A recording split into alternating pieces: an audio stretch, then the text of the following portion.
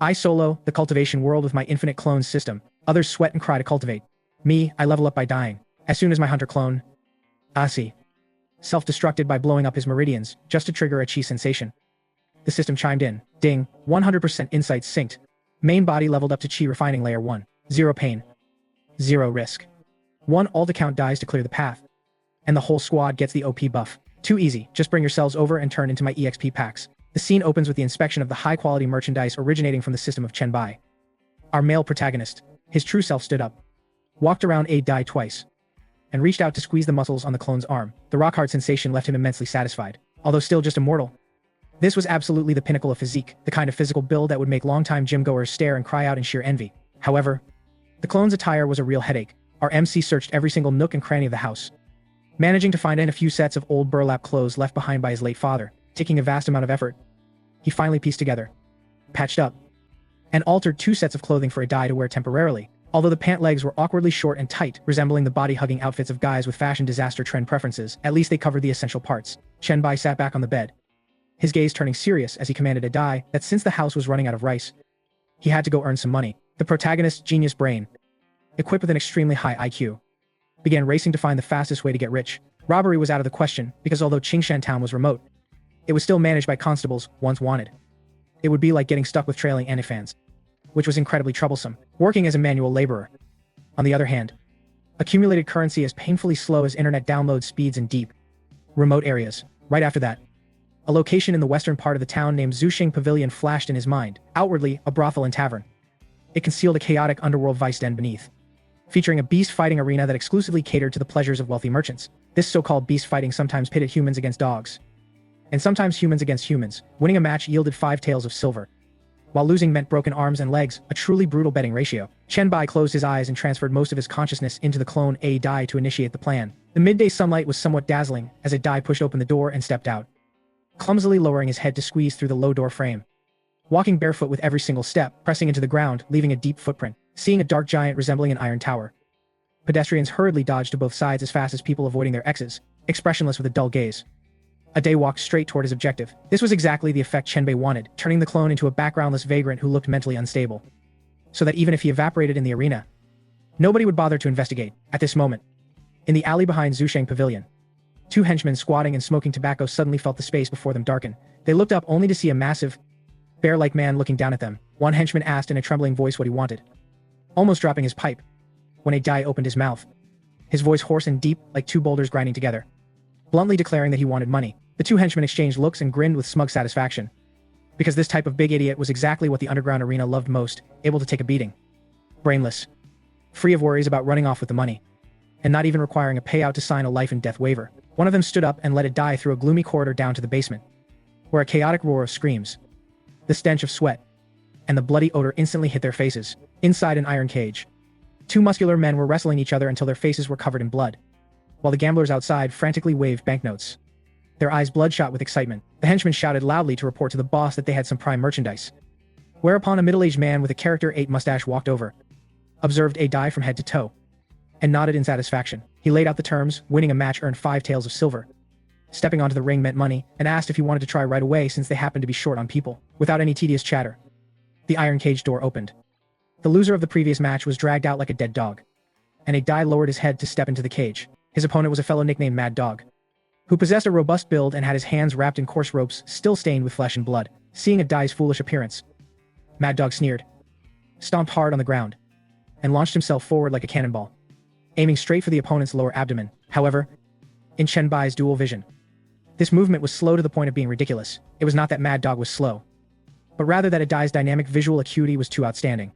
Coupled with the protagonist's cold judgment, he decided not to dodge, controlling a die to stand as still as a stone statue, letting the punch land directly on the stomach with a dull thud. The smile on Mad Dog's face instantly froze as he felt as if he had just punched an iron plate wrapped in thick oxhide, causing his wrist to throb with piercing pain. In the very next second, a massive hand grabbed his head. A die did not even use any specific techniques. He simply relied on his advantage in strength and build to seize Mad Dog's head and smash it hard against the ground as if crushing a grasshopper to death. A loud crash resounded. Dust billowed up, and the entire basement instantly became dead silent. Mad Dog twitched twice and then became completely motionless. A quick, clean knockout, just like swiping a credit card while shopping. The gamblers in the stands froze for a few seconds before exploding into an earth-shattering roar of cheers. They did not care who won. What they loved was this sensation of pure, crushing violence. The referee shouted himself hoarse to announce Iron Long's victory. But a die did not even glance at Mad Dog's corpse on the ground. Walking straight up to the slack-jawed manager and holding out his hand to demand money with a dull face that still showed absolutely no emotion, the manager swallowed hard, pulled a 5-tael silver ingot from his tunic, placed it on that massive hand, and asked if he wanted to fight again.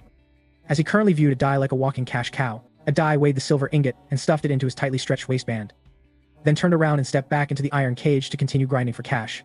Inside the dilapidated thatched hut, Chen Bai opened his eyes, the corners of his mouth curving up with smug satisfaction, because this feeling was truly fantastic. No need to risk his own life. No need to worry about getting hurt. Just controlling it like playing a game, and the silver would automatically flow into his pocket. With this efficiency, winning just one more match would allow him to recoup the capital spent to create a die. And from the third match onward, it would be entirely pure profit, a return on investment rate that would make even Wall Street investors cry out in envy. But our clear-headed protagonist knew that he could not just earn silver. He gently tapped his finger against the bed frame, his mind spinning rapidly to formulate a plan. This was merely the beginning. Once he earned his first batch of capital, even if it was just a few dozen taels of silver, he would exchange for 2 or 3 more clones. One person would continue boxing to earn money.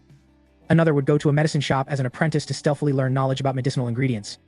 And yet another would head toward the distant mountains shrouded in mist, where the Qingyun sect was stationed. He had heard that the Qingyun sect recruited chore disciples every year, although it was grueling. There was an opportunity to come into contact with the most basic qi refining cultivation methods. It would be too dangerous for his true self to go because chore disciples were frequently bullied by outer sect disciples. And nobody would care, even if they were beaten to death. So he would wait until he gathered enough money to let AR go in his stead. Chen Bai stretched, closed his eyes again, and transferred his consciousness back to Dai, just as a new opponent stepped into the cage inside the underground arena. It was a sturdy man holding a wooden staff. Yet Dai remained as emotionless as a cold boulder, in the protagonist's eyes. This was no opponent. It was clearly a walking half-ticket to exchange for a clone. A free experience package delivered right to his doorstep. The sound of a bone snapping cracked through the chaotic arena, unnoticed by most. But before the staff-wielding sturdy man could even scream in agony, he was sent flying outward by a Dai's iron mountain lean, his entire body sticking to the iron mesh like a hanging wall painting before slowly sliding down. The whole venue went dead silent for a second before the shouting exploded even more violently. The third match was another instantaneous knockout, causing the gamblers to frantically toss their betting tickets into the air, some laughing until their faces contorted due to big wins, others beating their chests and stomping their feet because they lost everything. The protagonist sat on the bed inside the thatched hut with a calm gaze, as if watching a boring silent movie. The pain shielding function was a hidden feature of the system. So, although a die had actually just been swept across the shoulder by the staff, which would have left an ordinary person in too much pain to lift an arm for this clone, it merely resulted in a slight loss of health, completely failing to affect his actions. In the next match, a die stood inside the cage, his feet stepping on the slimy layer of bloody mud, his voice still hoarse and emotionless as he demanded to continue fighting. The manager stroked his character 8 mustache, his gaze shifting from appreciation to calculation upon realizing that this idiot had not shed a single drop of sweat, truly a humanoid monster. So he ordered the butcher to be brought up, pressed the betting odds down, and incidentally asked if he wanted to sign a long-term contract. A moment later, a fat man whose entire body was covered in flesh, carrying 2 meat cleavers, stepped into the iron cage. This time the opponent possessed weapons, causing Chen Bai's eyes to twitch slightly. If his true self encountered this kind of fierce thug, he would definitely run as far away as possible at fast and furious speeds.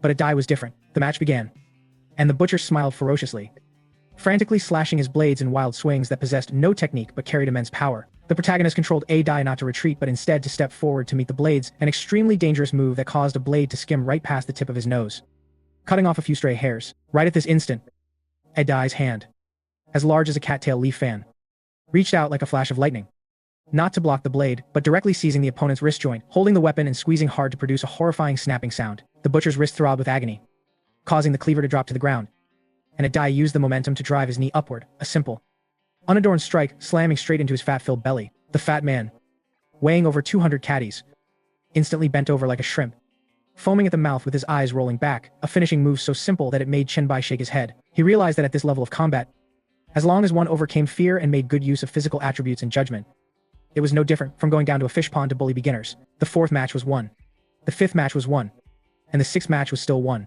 By the time it concluded, the clothes on a die's body had been torn into shreds of fabric, revealing rippling muscles with a few fresh wounds. Yet the murderous aura on his body grew even more terrifying, ensuring that no one dared to step onto the ring anymore. The manager had no choice but to call a halt, because if the fighting continued, none of tonight's betting pools could be opened due to a severe imbalance. The manager tossed him a heavy bag of silver, his eyes flickering as he invitingly said that Big Brother should come every single day from now on, as he would pay double the appearance fee. Adai accepted the bag of silver, mechanically stuffed it into the only intact piece of fabric remaining on his person, and then declared that he was tired and wanted to sleep before turning around and walking away, completely ignoring the invitation to get rich. Two henchmen intended to stop him, but they were waved off and held back by the manager, because he knew that as long as this type of person received money, they would automatically return tomorrow out of habit, leaving Zusheng Pavilion. Adai did not immediately return home because Chen Bai was naturally very cautious. He controlled the clone to circle the town 3 times, deliberately weaving through dark alleys to confirm that nobody was following him, resembling someone evading surveillance cameras before finally stopping at a ruined temple outside the town. Adai hid the bag of silver beneath the altar and stood like a log in front of the door to keep watch. Half an hour later, a thin figure, who was none other than Chen Bai's true self, quietly entered through the dark night. The protagonist took out the bag of silver to inspect it and discovered a total of 40 taels of silver, and he had even been given an extra 10 taels as a bonus, proving that Adai's value far exceeded his expectations. Chen Bai's heart throbbed heavily because for a mortal like him who was still struggling for food, this was a massive sum of money, akin to hitting the lottery jackpot. But he did not intend to hoard it, because in this world, hoarding money was the most foolish act. Only converting money into strength truly made it one's own. He called upon the system to request a deposit to exchange for clones, and after the system announced a successful deposit with a balance of 40 taels of silver, alongside a price of 10 taels per mortal clone, Chen Bai locked in the order and immediately exchanged for 3 units as if he were hunting for sales on Black Friday. He sat cross-legged on a pile of hay and began to design the new clones. Clone number 2 was codenamed AR. It did not require extreme combat strength like Ade, but its body had to be agile and its appearance sharp, looking like the type of person who had knocked around the streets and marketplaces for many years. Thus, he adjusted the parameters to a lean build, about 1 meter 7 tall, a common face, the corners of the mouth slightly upturned to naturally carry 3 parts, craftiness, along with long, nimble fingers suitable for delicate work or handily lifting things from others. Clone number 3, codenamed Asan, was the most important one. Chen Bai took a deep breath, his expression turning serious because Asan would be sent to the Qingyun sect. Understanding clearly that immortal sects looked at root bones and age when selecting people, he adjusted the age to 12 with the appearance of a clean, fair-skinned youth, looking like an educated child from a decent family rather than looking too much like a rogue. His facial features had to be upright, with a hint of unyielding stubbornness and fortitude between his brows, because the elders loved this type, believing that such children possessed good mental fortitude. Before long, the image of an elegant youth manifested in the void. Finally, there was clone number 4 named Asai. Chen Bai thought for a moment and directly referenced the model of a martial arts star from his previous life, featuring a moderate height and toned but non-exaggerated muscles. He set him up as a hunter, specializing in going up the mountains to gather herbs and hunt to provide meat for the true self to nourish the body, while simultaneously exploring the wilderness map. The protagonist confirmed the exchange. The system immediately deducted 30 taels of silver and reported a remaining balance of 10 taels. Inside the temple that was originally empty, 3 more people suddenly appeared, adding a Dai who was standing guard outside the door. From a lone individual, Chen Bai now held his very own team in his hands. This caused an incredibly magical sensation to rise within his heart, as he officially became the mastermind behind the scenes manipulating everything. A strange but overwhelming sense of security welled up in Chen Bai's heart as 4 visions and 4 perspectives simultaneously transmitted data back to his brain, resembling a trendy 4K security camera system. Our MC witnessed A.R. lowering his head to meticulously observe his own hands, Asan trying to twist his body to stretch the tendons and bones of his youth physique, and AC staring expressionlessly at a spider web in the corner of the wall. Surprisingly, the system finally showed some conscience by issuing clothes alongside the new clones, saving our protagonist the headache of patching up old items, which made him happily give Lord System a silent thumbs up on the social media of his mind. Chen Bai rubbed his hands together and began to formulate a detailed task assignment plan. He ordered A Dai to continue fighting underground boxing because it was the core source of income, but noted that the frequency must be once every 2 days to avoid overgrinding the game and scaring the opponents away like a flock of fleeing anti-fans. A Dai stood at the door without turning around, but immediately transmitted back a brief and concise concept of acknowledgement. Next, he turned toward A.R., the rogue young man who was currently flashing a crafty smile, and ordered him to take the loose silver just earned to the town to procure medicinal herbs and resell them in the county seat, while also hanging around tea houses and wine taverns to build connections for scouting rumors about immortal cultivators and strange occurrences. A.R. nodded and took the silver, his money-hiding movements as nimble as Black Friday sale hunters. The protagonist then turned to control A2 to head to the back mountain, instructing him to only forage and hunt in the outer regions to acquire meat and nutrition to nourish the growing true self. Thus, ASI silently picked up a wooden staff and vanished into the night at fast and furious movie speeds. Finally, our MC looked toward the elegant 12-year-old youth, Asan, telling him to rest at home for 2 days to conserve his strength and then participate in the Qingyun sect's chore disciple recruitment in a few days, counseling him that once inside the sect, he must desperately learn, even if it meant stealing glances at others, practicing cultivation, or flattering senior brothers and sisters to secure a set of chi-refining cultivation methods at the earliest date. Asan blinked with a calm demeanor, flawlessly executing the role of an obedient, gentle child with good mental fortitude. Looking at the final 3 taels of silver in his hand, Chen Bai was not only unfazed but also filled with ambition for a massive snowball effect. One person cultivating was too slow and riddled with risks, But if he had 100 or 1,000 clones, performing all sorts of tasks from earning money and refining pills to acting as inside agents or going to secret realms to die in his place, the true self would only need to hide in the back and enjoy the fruits like a big boss, counting money from the credit cards of subordinates. Just as his power fantasy mindset was soaring high, his stomach growled loudly to ruin the mood. Our protagonist wiped his mouth, rubbed his empty stomach, picked up half a hard, cold steamed bun from the altar, and took a bite, reminding himself that the ultimate goal was to become an immortal cultivator as soon as possible. A few days later, Qingshan town became noticeably bustling as the Qingyun sect's grand ceremony for recruiting chore disciples took place in the central square. Despite being called a grand ceremony, this place was so Spartan that it featured only a few tables, 3 cultivators wearing green Taoist robes, and a grayish stone for testing spiritual roots. The square was packed with poor people leading their children to try their luck.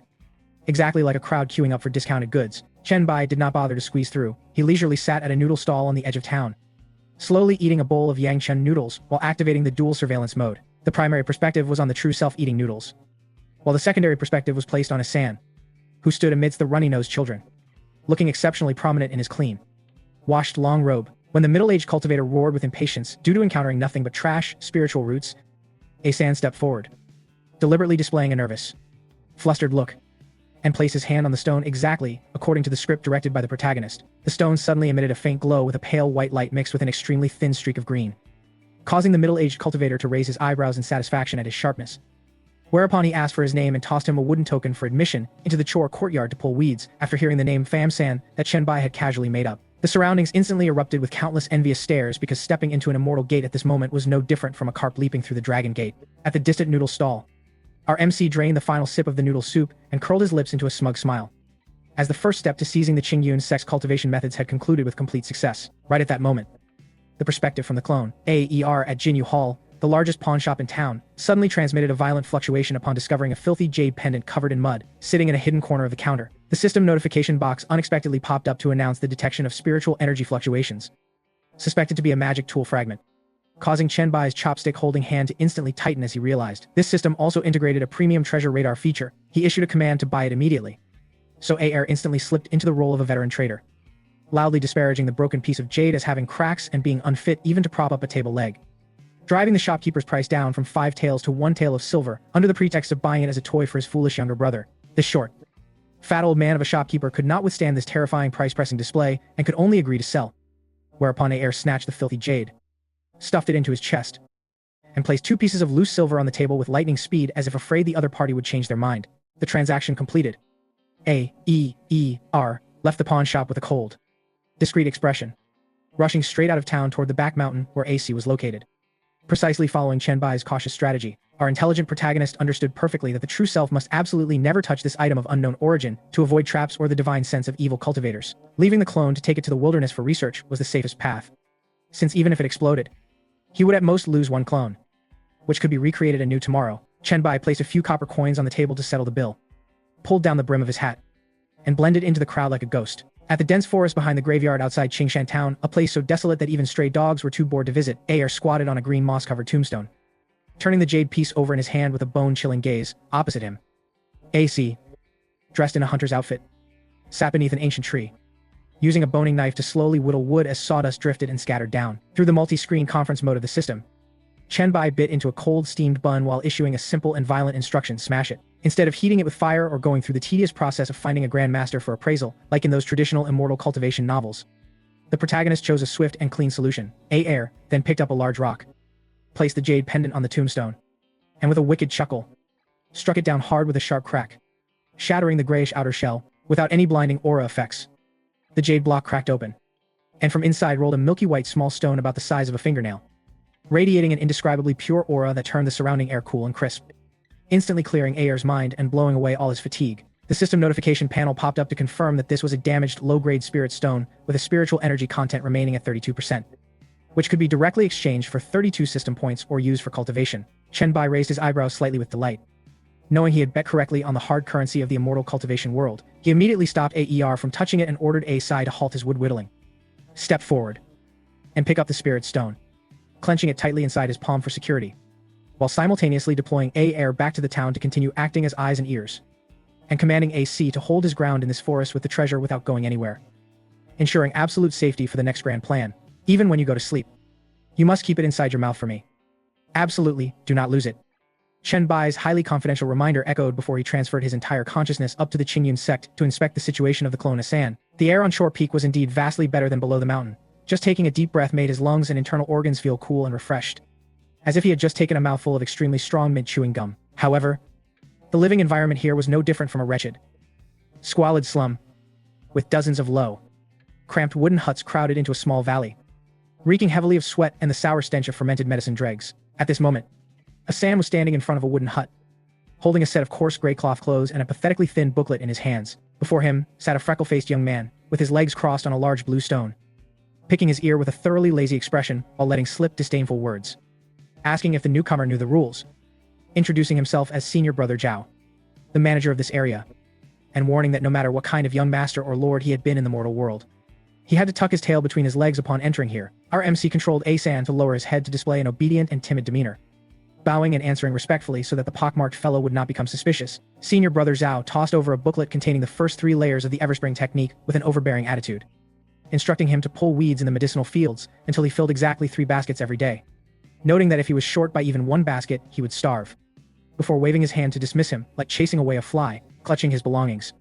Asan stepped into his assigned communal room, where a long row of large wooden raised platforms held more than 10 people huddled together, their snoring echoing like rumbling summer thunder. He chose an empty spot in the corner of the room and immediately opened the Everspring technique booklet. Instantly, the system scanned the contents and fully completed the synchronization of this incomplete low-grade yellow rank cultivation method directly into the brain of the true self beneath the mountain. Chen Bai closed his eyes to thoroughly study the mantra sequence along with a few diagrams for circulating qi, realizing that this was merely a breathing method combined with meditation to sense spiritual energy and guide it into the meridians to form a cosmic orbit. No wonder that pockmarked fellow said that out of 10,000 people, there might not even be one who could cultivate a sense of qi, because the hardest part lay in the fact that mortals had dull senses, and trying to capture a single fragile strand of spiritual energy amidst a vast sea of air was no different from fishing for a needle in the ocean or finding an educated anti-fan. Realizing that cultivating according to the rules would mean that both the true self and the clones, all possessing trash spiritual roots, would take at least a few years just to develop a sense of qi.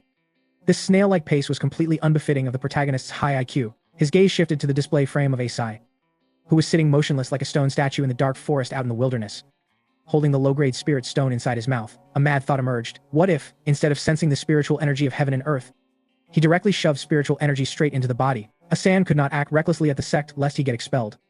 But Asai was a death warrior and a disposable asset of the system, meaning he could be used like a high-risk test account. Acting immediately on the thought, our MC severed Asai's sense of pain, transforming him into a resilient biological robot, and then controlled him to bite down hard on a corner of the spirit stone, producing a small cracking sound inside his oral cavity. In the very next second, a violent current of heat resembling molten lava rushed straight down Asai's throat. The pure spiritual energy erupted and flooded his chest, causing green veins to bulge all over his neck as his bronze skin turned flush red like a boiled shrimp. A body-tearing agony exploded that would have caused an ordinary person to faint instantly. Yet Chen Bai remained as composed as a surgeon, looking at the system notification panel reporting esophageal damage and gastric hemorrhaging. He used his willpower to forcefully manipulate the violent heat current, forcing it to run along the pathway of the first layer of the Everspring technique toward the Dantian. This step was exceptionally difficult because the meridians were too narrow while the spiritual energy was too powerful, which was no different from using a high-pressure fire hose to blast directly into a tiny, rusted pipe. Asai opened his mouth and sprayed out a large mouthful of blood, with fresh blood trickling from his 7 orifices. Yet he still sat upright and motionless, using a violent mindset that shattered all conventional logic. Chen Bai had forcibly jammed the spiritual energy into the primary meridians, while others used a bird feather to gently seek out the sense of qi. Our protagonist straight up used an iron rod to strike, a method that was brutal. Yet the results appeared instantly. After operating up to the 9th cosmic orbit, Asai's body went limp and he collapsed due to ruptured meridians and shattered internal organs, resulting in total death. Inside the thatched hut, Chen Bai abruptly opened his eyes with a slightly pale complexion caused by excessive mental concentration. But the system panel popped up to notify that the clone Asai had died and was currently synchronizing memories and comprehensions, leaving him immensely thrilled. A massive influx of information flooded into the protagonist's head, bringing along the authentic physical memory of how to operate spiritual energy, the burning sensation, and its subsequent transformation into a strand of cool clarity converging at the Dantian. This was precisely the joy of a player using multiple lives to hack a game. He wiped away his cold sweat, the corners of his mouth curling into a fierce smile as he transferred his consciousness to Asan over at the Qingyun sect. Amidst the communal room filled with snoring, Asan turned over, sat up cross-legged, and closed his eyes to adjust his breathing masterfully without having to laboriously search for a sense of qi anymore, because this path had already been opened up by Asai using his life. The moment the thought stirred, the sparse spiritual energy in the air was instantly drawn in by an invisible suction force, entering A San's body through his pores as naturally as water flowing into a river, enabling him to enter the threshold in less than an hour. If that pockmarked manager, senior brother Zhao, were to see this sight, his eyeballs would surely drop to the ground. Because even an inner sect genius would have to cautiously experiment for several days, rather than being so overbearingly dominant. As the gathering spiritual energy converged at the Dantian and transformed into a tiny strand of white chi as thin as a hair, the system immediately sent a congratulatory message that the host had stepped into the first layer of chi refining and granted a special reward. All living clones synchronize attributes, at almost exactly the same time. Back in the thatched hut, Chen Bai felt his lower abdomen warm up as a current of heat swept away all fatigue, while his hearing and vision sharpened dramatically. Down at the wine tavern, A Ear, who was eavesdropping on news, suddenly crushed his wine cup into pieces due to the surging strength. Meanwhile, A Dai, who was sleeping inside the underground arena, also received a comprehensive upgrade in power, promising a massive slap in the face for anyone who dared to block the path of our MC's clone army in the future. As soon as A Dai turned over, his entire body produced continuous cracking sounds like popcorn popping inside a movie theater, while the contours of his muscles became noticeably tighter and more balanced. Every single clone received a synchronized upgrade. Chen Bai exhaled a mouthful of turbid chi, staring intently at a faint white speck of light that appeared at his fingertip, although it was so weak that it could not even blow out a candle. That was precisely the power of a true immortal cultivator. Our protagonist could not help but sigh with emotion, realizing that Asai had used his life to exchange for this result. This type of cultivation utilizing a suicidal account to clear the path, after which all remaining accounts shared the experience, was the ultimate way to hack a game and the correct utilization of the infinite clone system. Since he had already entered the first layer of chi refining, the speed of earning money had to increase exponentially as well. He stood up to stretch his limbs, knowing that the mortal clone, who was originally already at peak combat capacity, now possessed the enhancement of spiritual energy, even though he did not know magic spells yet. A Dai's combat strength had increased at least threefold. Chen Bai sent a direct command to A Dai that tomorrow when he went to the underground boxing arena, he no longer needed to hide his capabilities and should instead dominate the casino. Previously, he had feared that being too prominent would bring trouble akin to running into trailing anti-fans.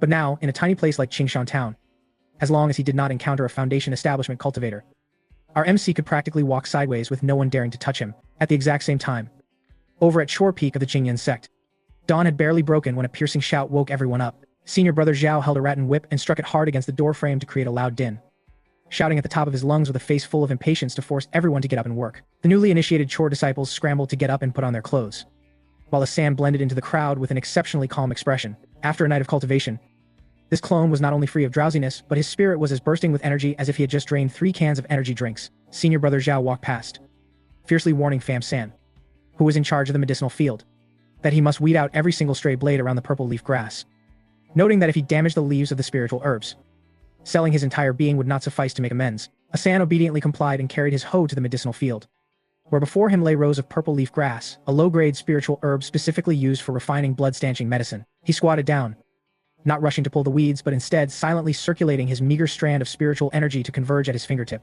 When his finger touched the soil, a magical sensation was transmitted, enabling him to clearly perceive the growth direction of the root system, and even the vegetation's craving for water and spiritual energy. Our MC immediately controlled Asan to transmit a strand of spiritual energy into the base of a purple leaf grass plant that was showing signs of yellowing and wilting, and almost to the naked eye, one could see the leaves gradually unfurl as their coloration turned a more vibrant green. The system instantly announced the comprehension of the primary spiritual plant nurturing skill at the uninitiated level, causing Chen Bai's eyes to light up at this unexpected harvest. He calculated that if he could cultivate this skill to a high level, he could dedicate a clone specifically to growing spiritual medicines to earn money in the future. Immortal cultivation naturally required pill resources, which was an industry that was extremely expensive yet also extremely lucrative, just like operating a business during Black Friday. So, Asan's account would be directed toward a technical development path. While the protagonist was still deep in thought, an emergency signal suddenly transmitted from Ayer's side, indicating that something was wrong. Chen Bai's perspective instantly shifted to the marketplace of Qingshan Town. Aer was hiding behind a baked cake stall, peering intently forward to see 2 young men wearing the attire of outer sect disciples of the Qingyun sect walking arrogantly down the street, holding a portrait and continuously asking passersby if they had seen the big idiot who carried a blade and killed the butcher. Ayer's gaze locked onto the portrait, his pupils instantly contracting because the person depicted in the drawing was none other than A Day. Chen Bai's heart sank slightly as he listened to the dialogue between those two, learning that the replica blood slaughter blade taken from the fat butcher was an item that a certain senior brother Wang had specifically designated to be recovered, and they wanted to capture the big idiot, A Dai, to serve as a medicine boy for testing pills, a miserable status where one was routinely used by alchemists to test poisonous substances, resulting in 9 out of 10 people evaporating. To dare aim your designs at my head, our MC sneered. Right when Asi had just died and he needed to earn money to exchange for a new clone, he immediately canceled the plan to go to the underground boxing arena, directly commanding A Dai to go outside the town to ambush those 2 future medicine boys. Darkness gradually fell, and the graveyard outside the town was gloomy and cold, with trees growing crookedly like demon claws and the horse. Dull cawing of old crows. The air was thick, with the stench of decaying leaves and rotting bones. Adai halted his steps in front of an anonymous stone monument that had snapped in half, then turned his body around. His square, honest face remaining entirely expressionless like a machine. Not far away, two beams of light descended from the sky and landed upon the treetops. The short, fat, outer sect disciple of the Qingyun sect fanned himself with a folding fan, panting heavily as he let slip disdainful words calling out to the idiot, while beside him stood a tall, thin young man perched upon a flying sword hovering 3 feet off the ground with an impatient expression. In the eyes of immortal cultivators, mortals were no different from livestock waiting to be slaughtered. Inside the thatched hut, Chen Bai chewed on his hard steamed bun while observing every single expression of the two through Adai's eyes, and then gave the order to strike, without any advance warning signs. The ground beneath Adai's feet exploded, and his entire body launched forward like a cannonball firing from a barrel at fast and furious movie speeds, aiming straight for the short, fat fellow. The fat man was startled by the idiot's resistance, his right hand instantly forming a hand seal to control the flying sword at his waist to shoot straight outward, because the distance was too short and he only wished to sever limbs to capture him alive. The flying sword transformed into a streak of cold light that pierced through Adai's left shoulder, causing fresh blood to splatter everywhere. For an ordinary person, this strike would be enough to warrant swiping a credit card to settle hospital bills immediately. But Adai, under the state of disabled pain sensation, did not even knit his brows once, before the smile on the fat man's face could even vanish. Adai abruptly tensed his muscles, using his very own bone and flesh to clamp down tightly on the flying sword, capitalizing on that exact inertial force to accelerate and close in on the opponent. A hand as massive as a fan rushed forward, accompanied by the screech of whistling wind, slamming heavily into the fat man's throat to produce the crisp sound of shattering bones echoing across the graveyard. The fat man's eyes instantly turned bloodshot and bulged outward completely as he clutched his crushed throat, collapsing limply to the ground dead while still failing to comprehend why an opponent whose shoulder was impaled by a flying sword could still kill someone as if nothing had happened. The tall, thin, young man beside him was scared out of his wits by this human hide-wearing monster. Reacting with extreme speed, he instantly hurled out a blazing red fireball talisman. A fireball as large as a wash basin exploded right in front of Adai's chest, incinerating all his clothes and causing the flesh at his chest to turn charred black and peel outward, emitting a suffocating burnt odor. The tall, thin young man breathed a sigh of relief, thinking that this strike was enough to heavily injure even a second-layer chi refining cultivator who specialized in body refinement. Yet in the very next second, he witnessed the most terrifying sight of his life as the muscular man, whose entire body was billowing smoke, still rushed forward expressionlessly, like a demon stepping out of hell. He frantically screamed out madman and tried to control his flying sword to take to the sky. But it was already too late, as Adai's charred arms locked around his waist like iron bands. His body-protecting spiritual light flashed twice and then produced a cracking sound as it shattered. Unable to withstand the pure crushing force, Adai knew absolutely no martial techniques. He merely lowered his head, using his rock-hard cranium to savagely smash straight into the opponent's face to produce a horrifying pop, officially completing the protagonist's peak-strength face-slapping comeback. 10 swordsman clones had finished changing into their night travel attire, standing silently in the courtyard like 10 lifeless statues, ready to await orders. Meanwhile, at the alchemy room of the Qingyun sect, where the earth fire blazed furiously all year round, with a hot atmosphere no different from a giant steaming basket in the middle of summer, even chi refining stage cultivators staying for long would feel their chi and blood surge and their minds grow restless. But Asan did not mind at all. With 2 dirty streaks of pot-bottom ash smeared across his face, he was squatting beside a giant bronze alchemy furnace, holding a ragged fan and fanning rhythmically with extreme patience. Seeing the flames burst up too fiercely, Elder Gu, he whose hair was in disarray and whose eyes were bloodshot like a gambler who had just lost everything at a Las Vegas casino, shouted loudly to signal that the fire was too strong. The movement in Asan's hands immediately changed with quick reflexes. He masterfully used tongs to pick out a glowing red piece of Huo Kim charcoal and tossed it into the water bucket beside him. A sizzling sound rang out. White smoke billowed up profusely, and the intensity of the fire beneath the alchemy furnace decreased by exactly 30% without deviating a single hair. Gu, he did not even bother to glance at Asan once, because in his eyes, this chore disciple was merely a walking piece of wood that did whatever it was told, absolutely never speaking much or demanding a salary raise. But this old fox could never guess that. At this moment, inside a thatched hut dozens of miles away in Qingshan town, our male protagonist was sitting with his legs crossed, eating melon seeds, watching a high-quality live broadcast through Asan's vision. Chenbai silently evaluated that this old man's hand seal refinement technique was quite interesting. This was precisely the overbearing part of the clones as long as Asan saw it. It was equivalent to our MC seeing it. Gu he was a foundation establishment cultivator, and furthermore, the top-tier first-rate alchemist of the Qingyun sect.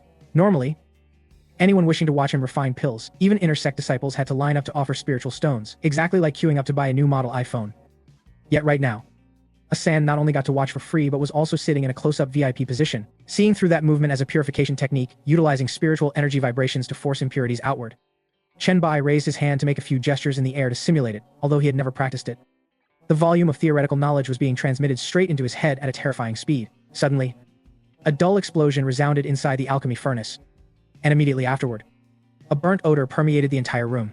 Goo, his face turned dark, and he slapped his thigh hard, cursing his bad luck for spoiling another furnace of chi recovery pills because the age of the ghost grass was incorrect. He waved his sleeve in annoyance, controlling his spiritual energy to send the alchemy furnace lid flying open, swirling a mass of pitch-black medicine dregs to toss straight into the waste container beside him, and shouted loudly, telling him to throw it away to save trouble. Asan nodded silently, hugging the waist-high waste container to walk outside, crossing 2 bends to reach the refuse dumping area behind the mountain. This place was piled high with failed refined pills and various medicine dregs of all colors, emitting a pungent foul stench that could cause psychological trauma, to the extent that it was rumored that mice at the back mountain eating medicine dregs here could even evolve to be as large as cats. After scanning around to confirm that nobody was present, Asan did not dump it out but instead immediately squatted down to rummage through the pile of burnt black chi recovery pill dregs, picking out more than 10 medicinal pills that, although charred, still possessed faint spiritual energy fluctuations. The system immediately displayed a notification warning that it had detected low-quality chi recovery pills containing severe toxicity, with a mortality rate after consumption reaching up to 90%.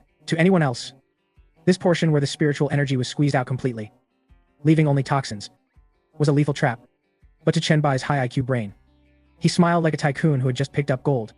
Knowing this was a nutritional supplement exclusive to him, Asan quickly hid the more than 10 failed pills inside a secret pouch within his waistband, then pretended as if nothing had happened, dumped the remaining refuse, and leisurely returned to the alchemy room. In the basement of the thatched hut in Qingshan town, our MC looked at the bag of failed pills that had just been secretly transported back by AR via the psychic postal route, then opened the system interface to check the stats and pressed the button to exchange for a new clone, with a remaining balance of 200 taels of silver after deducting the fee.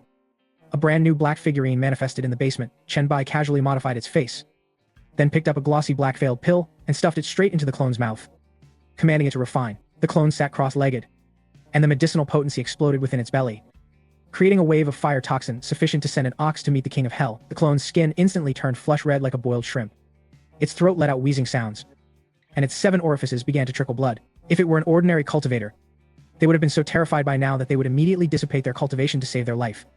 But the protagonist's clone merely circulated the basic chi refining mantra mechanically, forcefully extracting the meager amount of spiritual energy within the toxins. 3 minutes later, a thud sounded. The clone's blood vessels ruptured, and its body collapsed to the ground, twitching twice before dying completely. The system notified that the clone had died from pill toxin attacking the heart and proceeded to fully extract 15 points of pure spiritual energy, immediately. Chenbai, along with the other living chi refining clones, felt a warm current appear in their dantians, their cultivation volume increasing visibly to the naked eye. He coldly ordered to continue. 1 dead clone exchanged for 15 points of spiritual energy, whereas an ordinary cultivator wishing to cultivate this amount of spiritual energy had to meditate for at least 3 days and consume expensive chi recovery pills.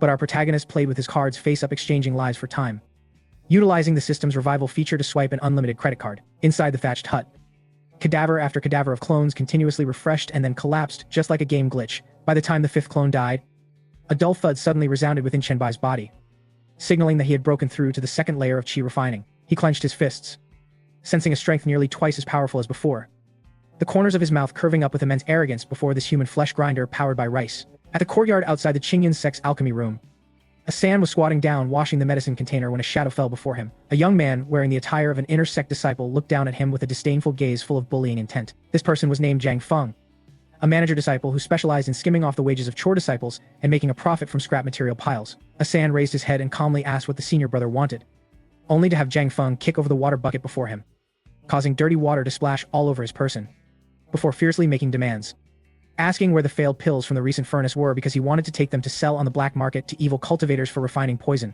Asan placidly replied that they had already been dumped, causing Zhang Feng to sneer, his triangular eyes staring intently at his waistband with deep suspicion, threatening that he would toss him into a fat refining furnace if he dared to hide them privately. He reached out his hand to grab Asan's tunic collar and yanked it open, but the inside was empty, featuring nothing other than a few scrawny ribs, because the secret pouch had been thoroughly hidden by the protagonist, leaving Zhang Feng stunned due to missing his mark completely. Right at that moment, an angry shout resounded from within the alchemy room as Elder Gu He, clad in a Taoist robe covered in medicinal stains, stepped out with tightly furrowed brows. He was researching a new pill recipe and hated being disturbed by others the most. Zhang Feng was startled and hurriedly bowed his body to report that he suspected the chore disciple of stealing failed pills and was checking. Gu, he coldly asked if he had found anything, and seeing Zhang Feng break into a cold sweat, answering that he had not, he scolded him in disgust for being an inner sect disciple who failed to focus on cultivation and instead went around causing trouble for a chore disciple, then penalized him to go to the punishment hall to receive whiplashes to atone for his offense. Zhang Feng's face turned as pale as if he had just run into anti-fans, and he fiercely glared at Asan once but dared not talk back.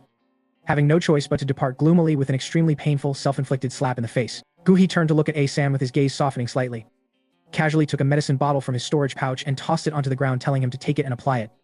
Then instructed him to clean up properly and watch the fire carefully without letting anyone inside because he had business that required him to go out. Having finished speaking, Gu He mounted his sword and transformed into a rainbow streak, blasting away at fast and furious movie speeds. Asan picked up the medicine bottle with a face that remained completely calm, while Chen Bai's voice echoed in his head, praising the elder for truly being a good person. Instantly, our MC controlled Asan to turn around and step straight into Gu He's private study, a place where originally only prescribed personal disciples were permitted to set foot.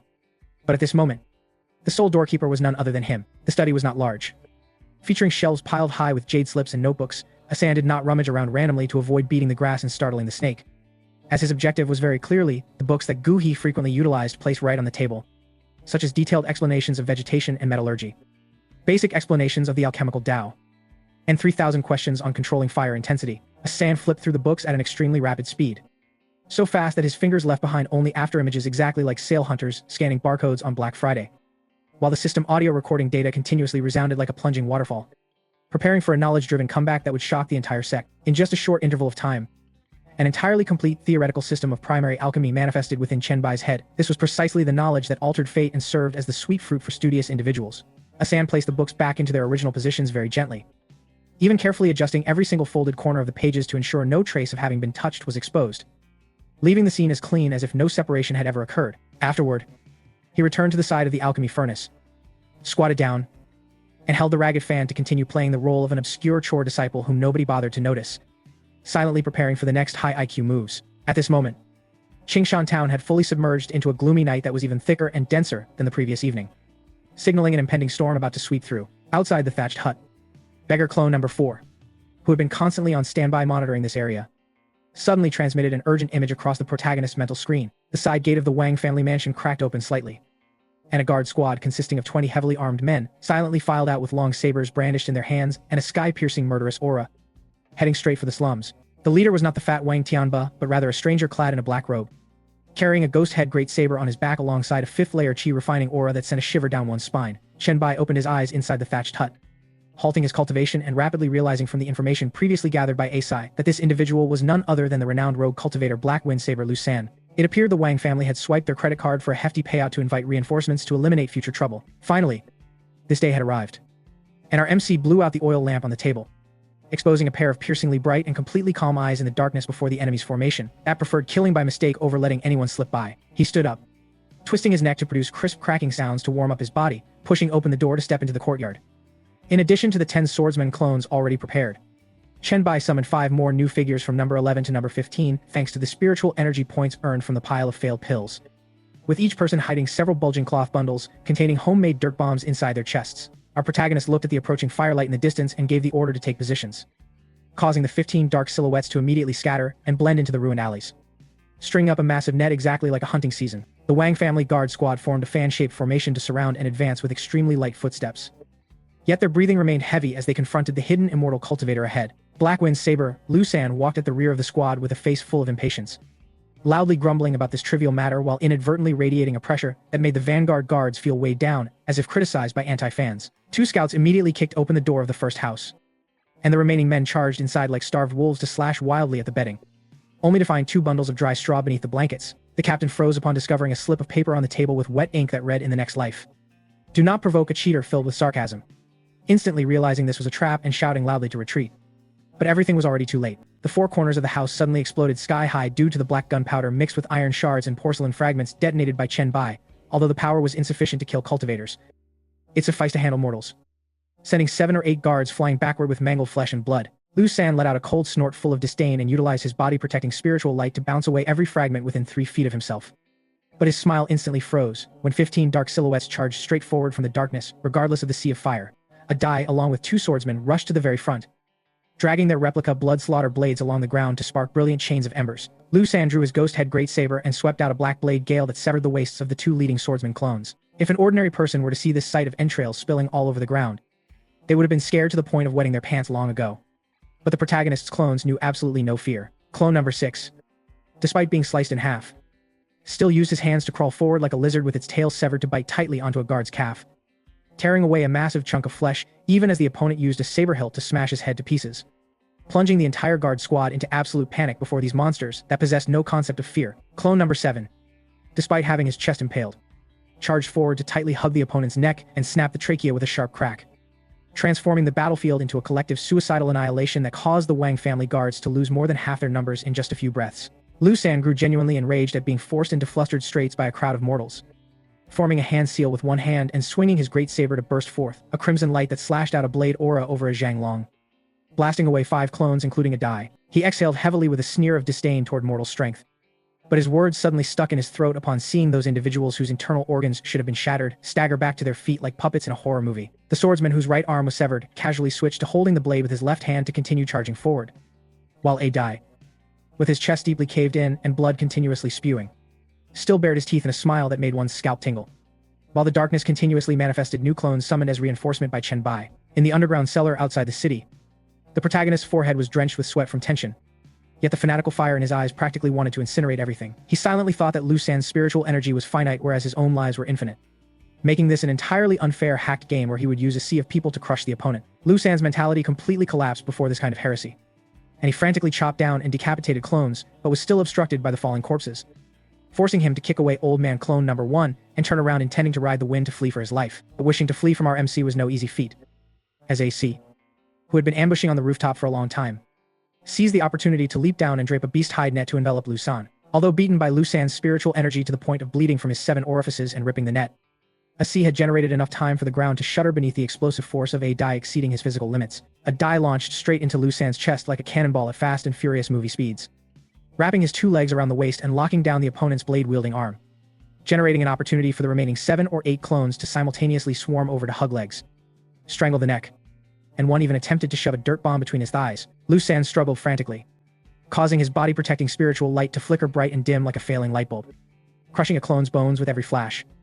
Yet the human tide replenished continuously, like a Black Friday shopping festival. Finally, Liu San's spiritual energy depleted entirely, and the fragile layer of spiritual light produced a pop before shattering to pieces, losing its protection. The body of a 5th-layer chi-refining cultivator could not resist mortal blades either. Adai, despite his ribs having impaled his lungs, still raised the chipped replica blood slaughter blade before Liu San's utterly terrified gaze. He utilized pure strength to force the dull blade inch by inch deep into the opponent's neck, letting fresh blood spray all over his face without blinking once. A crack sounded as the cervical vertebrae was severed completely, and the immortal cultivator's head filled with horror rolled onto the ground, officially concluding Chen Bai's immensely satisfying release and peak retaliation amidst the silent night filled with the crackling sounds of burning fire.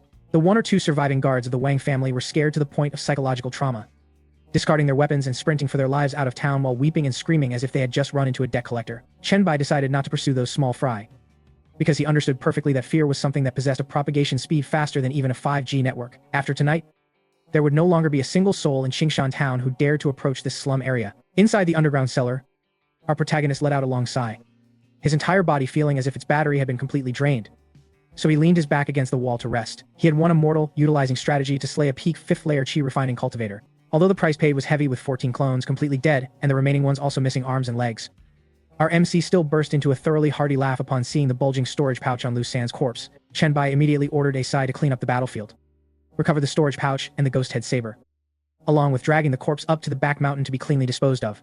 Receiving the order, the few living clones dragged their battered bodies and began collecting the spoils of war in an exceptionally professional manner. A Dai placidly picked up his severed arm and tucked it under his armpit like picking up a log, using his other hand to carry Liu San's headless corpse to vanish into the darkness. 10 minutes later, Chen Bai's true self crawled out of the cellar, holding Liu San's storage pouch in his hand and using spiritual energy to forcefully break the restriction, causing a pile of items to spill all over the tabletop. The harvest results consisted of 1,200 low-grade spirit stones, a medium-grade magic tool, ghost head saber, 3 bottles of medicinal pills, and a yellowed old book. The protagonist did not hesitate to order the system to deposit all of it. The system announced a successful deposit, while simultaneously updating the clone exchange unit to low-grade chi-refining clones and unlocking the feature to utilize remaining balances below 10 to repair all injuries for clones within 12 hours. Looking at the displayed balance of 161 points, Chen Bai laughed out loud at the rogue utility of this system and immediately spent 61 points to repair all the injured clones. Instantly, a miraculous healing light manifested upon a Dai and the other clones,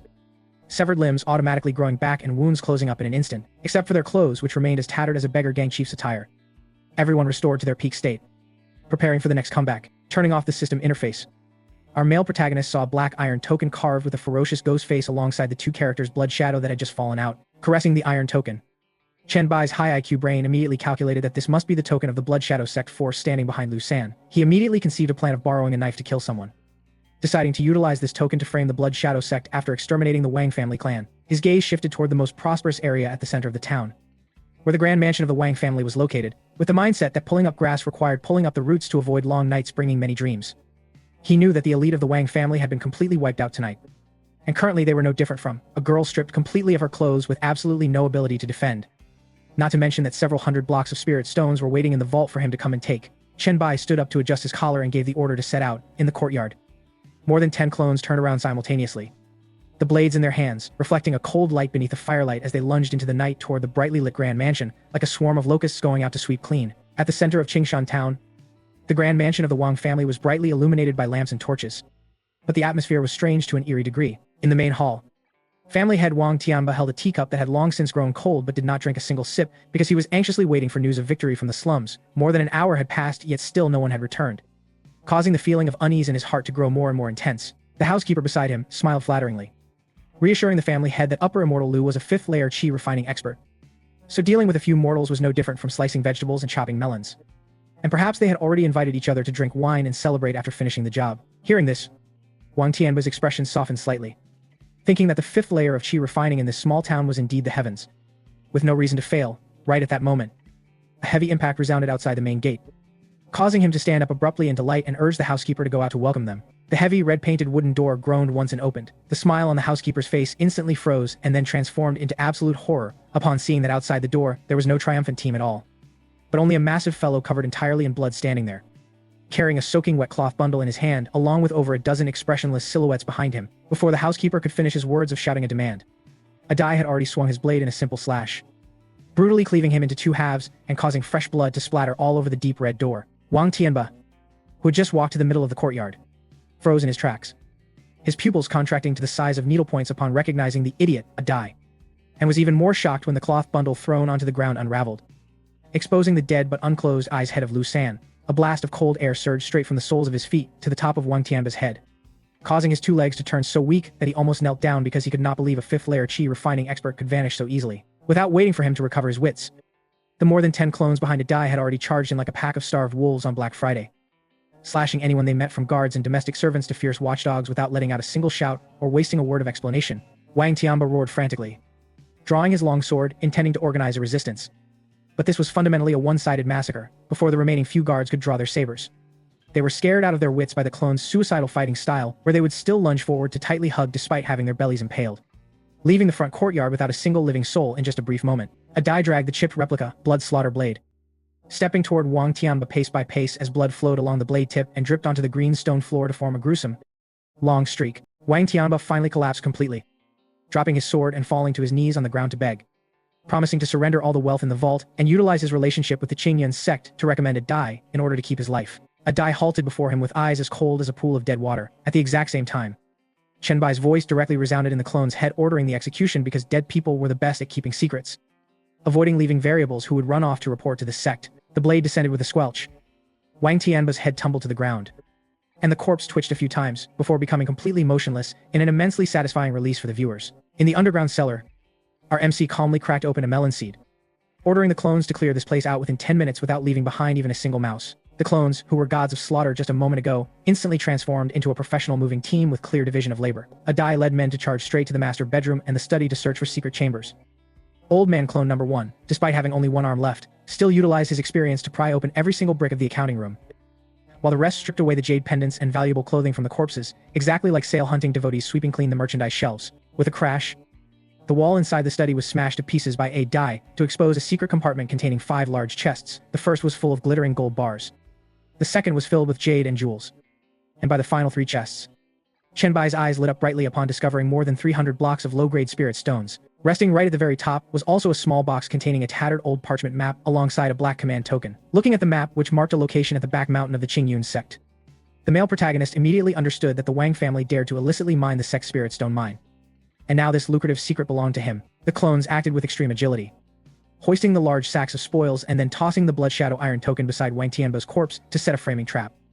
after which they set a blazing fire to torch the Wang family grand mansion and silently vanished into the dark alleys. At the secret shelter outside the town, looking at the pile of wealth stacked high as a mountain, the corners of Chen Bai's mouth turned up with immense satisfaction due to the philosophy that a horse does not grow fat without midnight grass. He did not bother to care about the pile of mortal gold bars, but immediately ordered the system to deposit all of the more than 300 blocks of spirit stones. The spirit stones rapidly turned into fine powder, and the system notified that the current balance had reached 500 points. Chen Bai took a deep breath, understanding that although the mortal clones previously were cheap, their meridians were weak and they easily vanished.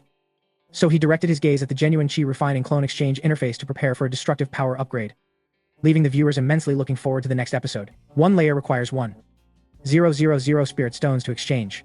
Please specify the required gender, physique, appearance, or let the system generate randomly. Hearing the cold notification tone ring out, Chen Bai waved his hand in order to let the system randomly generate codename 01. A light flashed. 100 spirit stones disappeared, and the system immediately notified that the exchange was successful and the current balance had 400 left. Simultaneously, the system also congratulated the host for meeting all conditions of the official version of the infinite clone system, proceeding with total locking, automatic upgrading, reclaiming all mortal clones, and unlocking a storage space that automatically calculated spirit stones without needing further deposits. Hearing up to this point, our male protagonist was left speechless, silently cursing the system as a damn dishonest merchant and capitalist for making him use a trial version all this time, and even reclaiming all the clones without compensating a single penny, as if his credit card had just been cancelled. But the system remained like an unfinished, semi-manufactured product, completely silent without responding. Oh well. If it's reclaimed, then it's reclaimed. Our MC could only accept it. Inside the underground cavern, he looked at a white-robed young man with an ordinary countenance but whose skin possessed a flowing light circulating around, his eyes bright and clear, and his temperament otherworldly, who had just appeared out of thin air. This authentic chi-refining clone that natively possessed a spiritual root was a textbook natural seed for immortal cultivation.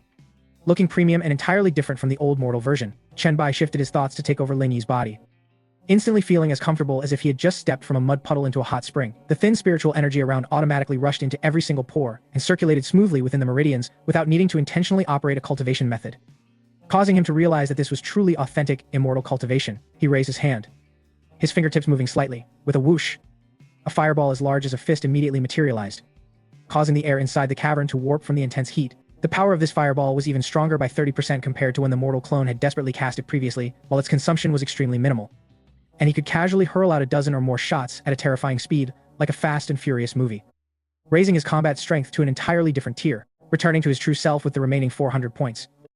Chen Bai did not continue exchanging for clones but switched his gaze toward the pile of bottles and jars filled with cultivation assistance pills confiscated from the Wang family, which, although not high in quality, were extremely large in quantity. He then ordered AR to carry 1,000 taels of gold along with the secular jewelry overnight to the black market in the neighboring city to exchange all of it into spirit stones or medicinal pills, avoiding spending it in Qingshan town, where it would be easy for enemies to investigate. Simultaneously, he ordered a Dai to lead men to guard the outside, killing anyone who came close. Having finished the arrangements with his peak IQ, Chen Bai had Lin Yi sit cross-legged in the middle of the spirit stones that had been crushed into powder, gave him a bottle of giant-scale powder to drink, and then his true self also sat down to begin synchronous cultivation, enjoying double joy. As time passed, the cavern grew silent, with only the sound of spiritual energy billowing like a surging great river inside their bodies.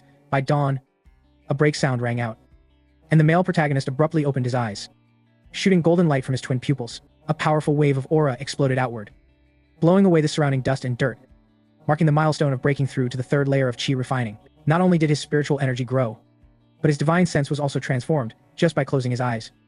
He could clearly perceive every single blade of grass within a 30-meter radius. As expected, killing people and setting fires was the fastest path to striking it rich. Chen Bai clenched his fists with immense satisfaction. He took out the tattered parchment map found from the Wang family's secret vault, utilizing his third layer chi, refining divine sense to sweep across the faint spiritual energy trajectories that were originally under a restriction that ordinary people could not read. His finger traced along the trajectory which led straight to a secret valley behind the mountain of the Qingyun sect, located very close to the array core of the sect-protecting Grand Array. Realizing that the Wang family wanted to illicitly mine the spirit mineral, our MC sneered because he knew that with the Wang family's strength, it was no different from an anti-fan daring to cause trouble for an idol. Behind them, there was definitely a leader utilizing the Wang family as a white glove to seize the Foundation establishment's secret beneath the mineral mine. Since it had been discovered, he would reluctantly act as a good person to go take a look.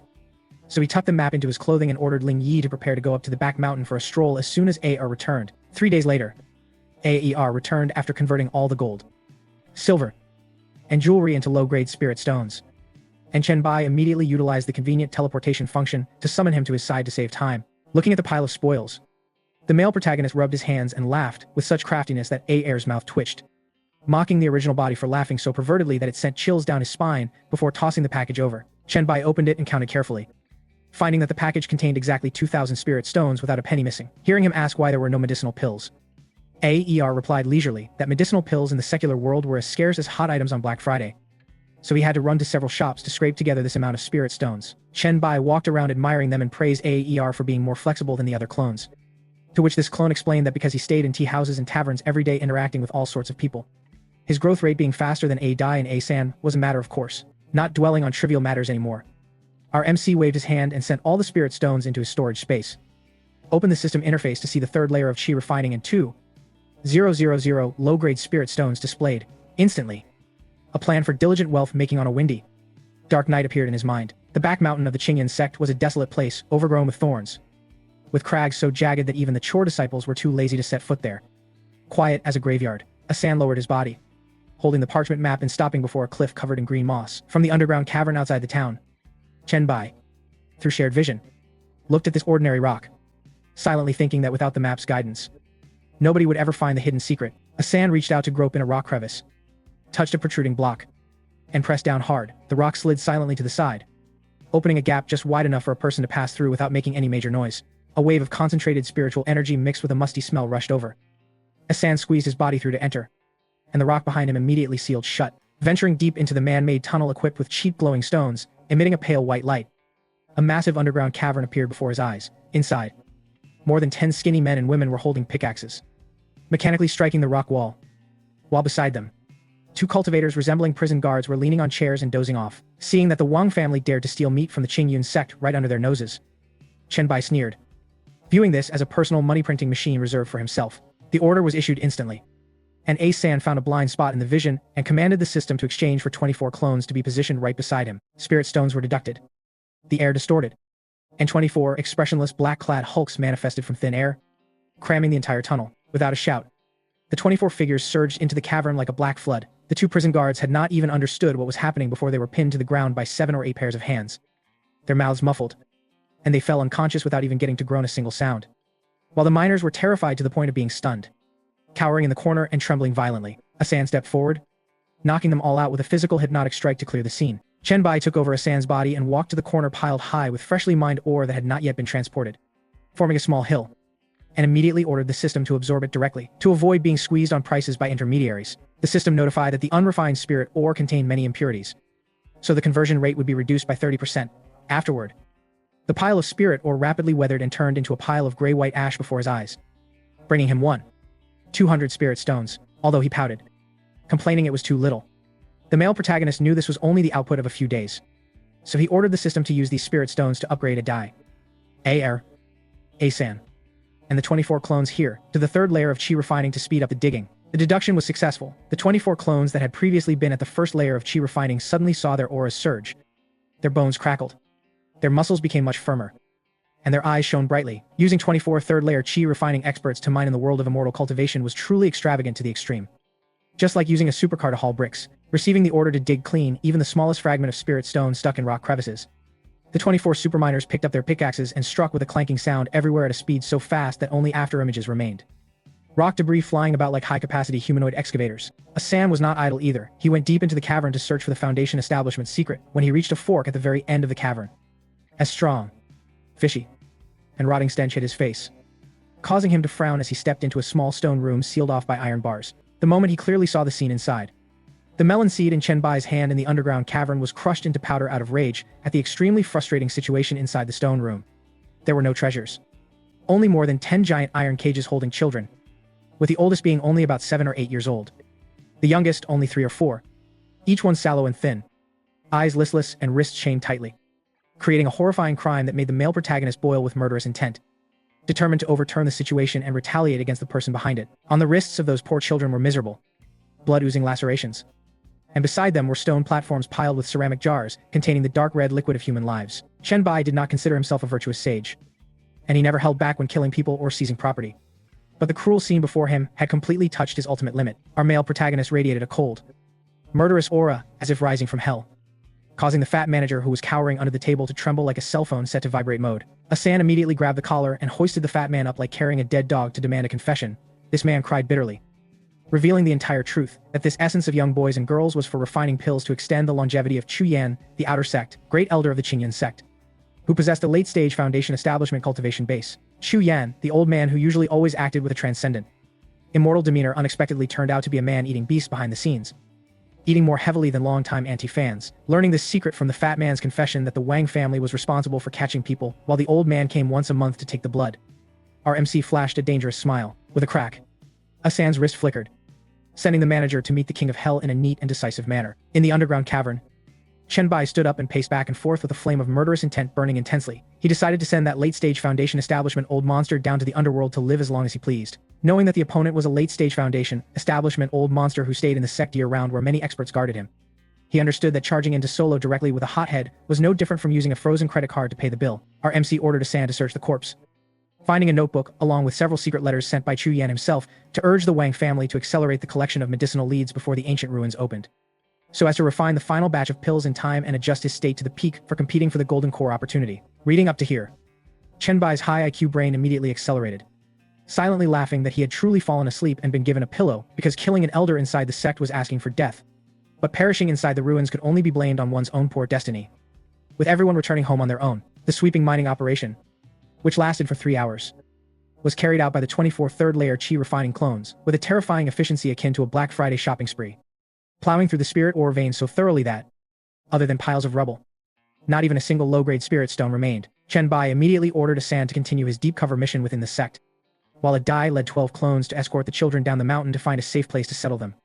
Distributing some nutritional supplies to each child as a token of his remaining conscience, the remaining clones carried all the excavated spirit stones and retreated to the underground cavern. As dawn approached, looking at the pile of spirit stones stacked so high that the dense spiritual energy had condensed into fog, the male protagonist felt truly refreshed and immensely relieved. After the system finished the tally, this private mine had brought him 150,000 low-grade spirit stones, a massive sum capable of molding a loser into a genius or crushing any rival. Chen Bai immediately dispatched a heir to change into new attire, donning a bamboo hat to cover his face and transforming into a "I'm not short on money, but don't ask who I am" type of wealthy master to visit the Wanbao Tower branch of the Qingyun sect, sweeping up all the best escape-oriented talismans like the Godly Travel Talisman, Earth Escape Talisman, and Golden Light Talisman, and buying out the main authentic cultivation technique of the sect, the 5 Elements Primordial Origin Manual, for the price of 3,000 spirit stones. This trip consumed 20,000 spirit stones, and the items brought back filled a large table. The first thing he did was pack up all the talismans and use his teleportation ability to send them to Asan to ensure the survival of his sleeper agent.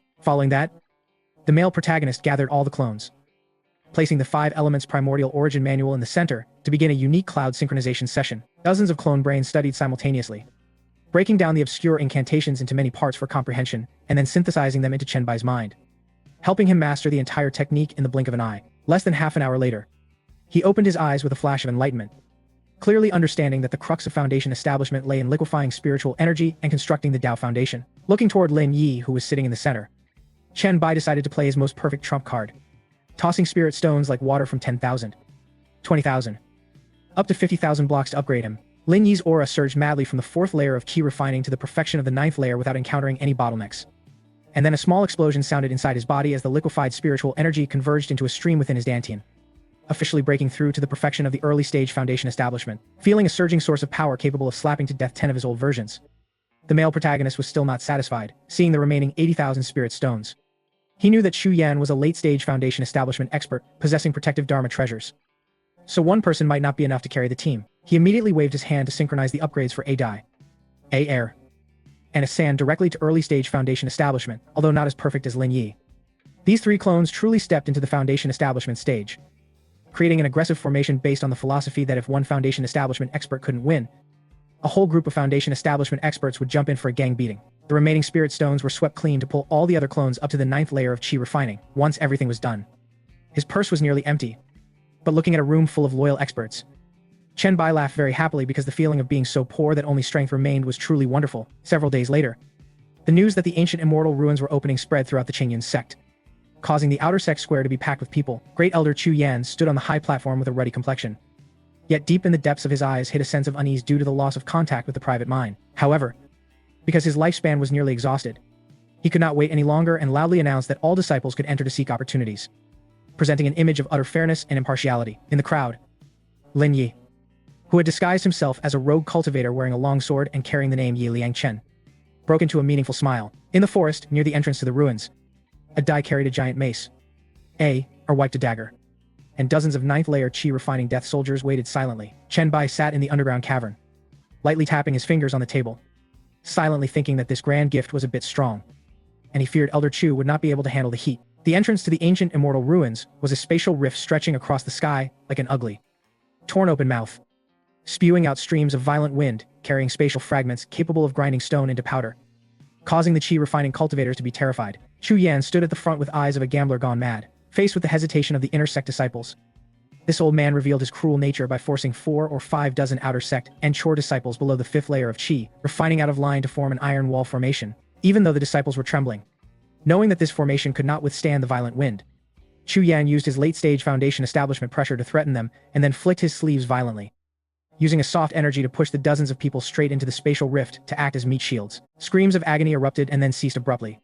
The protective light screens shattered like soap bubbles, and flesh and blood were splattered and crushed like roasted beans under the ruthless, violent wind. But that was exactly what this vicious old man wanted, because the flesh and blood of the disciples had dispersed the spatial wind for a brief moment, opening a short path. Chu Yan, with a calm face, stepped over the pool of his disciples' blood, transforming into a ray of escape light and lunging straight into the ruins, along with his trusted aides, leaving behind a deadly silent scene that caused the surrounding rogue cultivators to feel a chill down their spines due to his cruelty, which surpassed even that of demonic cultivators. At the back of the crowd, Yi Liangchen gently pulled the brim of his hat low to conceal his movements. Meanwhile, Chen Bai in the underground cavern still watched everything calmly through their shared vision, casually tossing a spirit stone into his mouth as if he were eating popcorn watching a movie. Our male protagonist laughed coldly, remarking that the old man using human lives to pave the way certainly knew how to save Dharma treasures.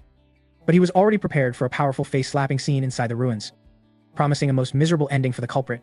It was impossible to tell if he was happy or angry, but Chen Bai knew clearly that the old man Chu Yan truly deserved to die.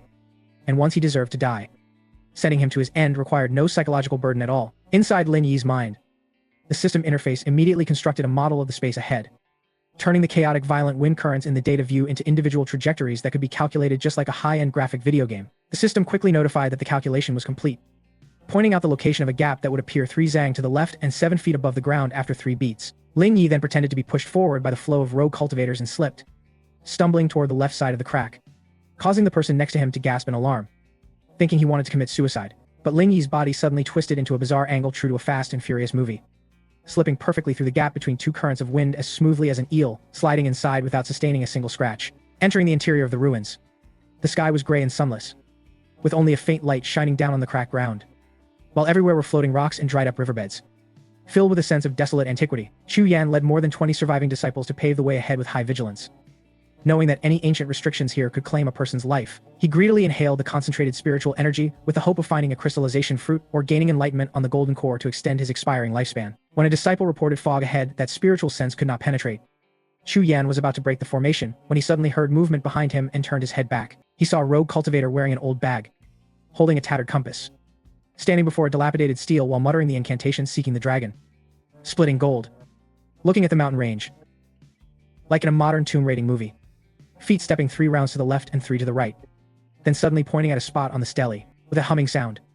The fog formation that had left the rogue cultivators helpless until now suddenly cracked open a gap, making Chu Yan's eyes light up at the discovery of a bargain, immediately signaling 2 9th layer chi refining disciples to rush over, grab Lin Yi firmly, and drag him to his front as a sacrificial test subject. Lin Yi unleashed peak acting skills, immediately pretending to tremble in fear and claiming his name was Ye Liangchen, from a family with a hereditary trade in feng shui, so he only knew a little bit of the basics. Chu Yan laughed without smiling, praising the name for sounding good, then crushed a floating rock beside him to threaten him, forcing him to walk ahead and lead the way if he didn't want to meet a similar end. Lin Yi kowtowed like he was pounding garlic, promising to be utterly devoted. In the underground cellar, our MC watched the slightly exaggerated acting performance of his clone through shared vision and almost burst into laughter. Judging that this trick was just enough to deal with a conceited person like Chu Yan, the group continued to advance at a much faster speed thanks to Yi Liangchen leading the way. Lin Yi held the compass, pretending to point east and west to distract them, while in reality, he was skillfully avoiding truly dangerous areas and step by step leading Chu Yan to the red-marked zone on the map that the other clones had exchanged their lives for. Traveling for about half an hour, the rubble vanished and the ground turned into soft, quiet red sand that felt unusually still, making Chu Yan suddenly stop in his tracks because his long-standing Foundation establishment intuition warned him of danger. Lin Yi immediately and seriously fabricated a story that this was the dragon obstructs the path formation, and crossing this sandbar was the gateway to the great opportunity, making Chu Yan stare at him for so long that sweat beaded on Lin Yi's forehead. Before he slowly ordered him to go ahead and scout the path, Lin Yi carefully stepped onto the sand and walked a few dozen paces, then turned back to call out loudly, reassuring them that the ground was very firm, which was when the old man waved his hand to lead the group behind. When the entire group reached the center of the sandbar, our male protagonist suddenly stopped, bending down to pretend to tie his shoelaces, but actually releasing a spirit-luring grass from his sleeve that gave off a strangely sweet scent to attract subterranean creatures. Immediately, Lin Yi crushed a yellow earth talisman he had prepared, using a high-grade second-tier earth escape talisman to transform into a golden light that burrowed fiercely into the ground and vanished, causing Chu Yan to react extremely quickly, swinging a wind blade to slash down, but hitting only a cloud of red sand, before he could order a retreat after the protagonist's unexpected comeback. The red sand beneath their feet suddenly boiled over with the sound of countless tiny legs rubbing against each other, densely packed enough to make one's scalp tingle. A disciple had his ankle bitten and was dragged into the depths of the sand, his tragic cry cut short before it could escape, turning into a puddle of blood. And right after that, the red sand exploded as countless spirit-eating ants, as large as fists, with razor-sharp teeth covered the sky and rushed out. This species of ant, which specialized in gnawing on spiritual energy, gathered by the thousands and tens of thousands, such that even golden core cultivators had to stay away, making the protective spiritual light of the disciples no different from a crisp cracker being snapped. Facing the crisis, Chu Yan revealed a nature more selfish than any anti-fan, waving his hand to strike several disciples toward the swarm of ants as bait to attract spiritual energy, dedicating their last bit of value to him. In the midst of the chaos, Chu Yan burned his vital essence to erect an escape light, transforming into a streak of blood-red shadow that lunged out of the red sandbar, leaving behind desperate curses and the hair-raising sound of the starving ants gnawing. Just like a Black Friday sale, with a thud, Chu Yan fell hard onto the hard stone floor outside the canyon in a state of tattered clothing, even losing his hairpiece, struggling to crawl up and run another few dozen zhang before daring to lie flat on the ground and pant, thinking he had survived. He lifted his head to look forward and saw a gloomy, massive canyon obscuring the light, while the thousands of spirit-eating ants behind him only dared to crowd at the canyon entrance, unable to advance further past the broken stone steel because they had bumped into an invisible wall. Chu Yan panted like a broken bellows with the pungent smell of blood, sitting heavily on the rocks with the three remaining trusted disciples who were in a miserable state, one missing an arm, one with half his face bitten away. He propped his hands to stand up, but his knees were weak and he knelt down, his face instantly turning pale upon discovering that the stream of spiritual energy that once flowed through his meridians had now vanished completely. His dantian, like a dry well that had had all its money withdrawn from the credit card, hearing the disciples cry out in terror that their spiritual energy had also vanished and that their dharma treasures falling to the ground produced the heavy clang of scrap iron. Chu Yan shouted aloud, realizing this was the forbidden spirit land.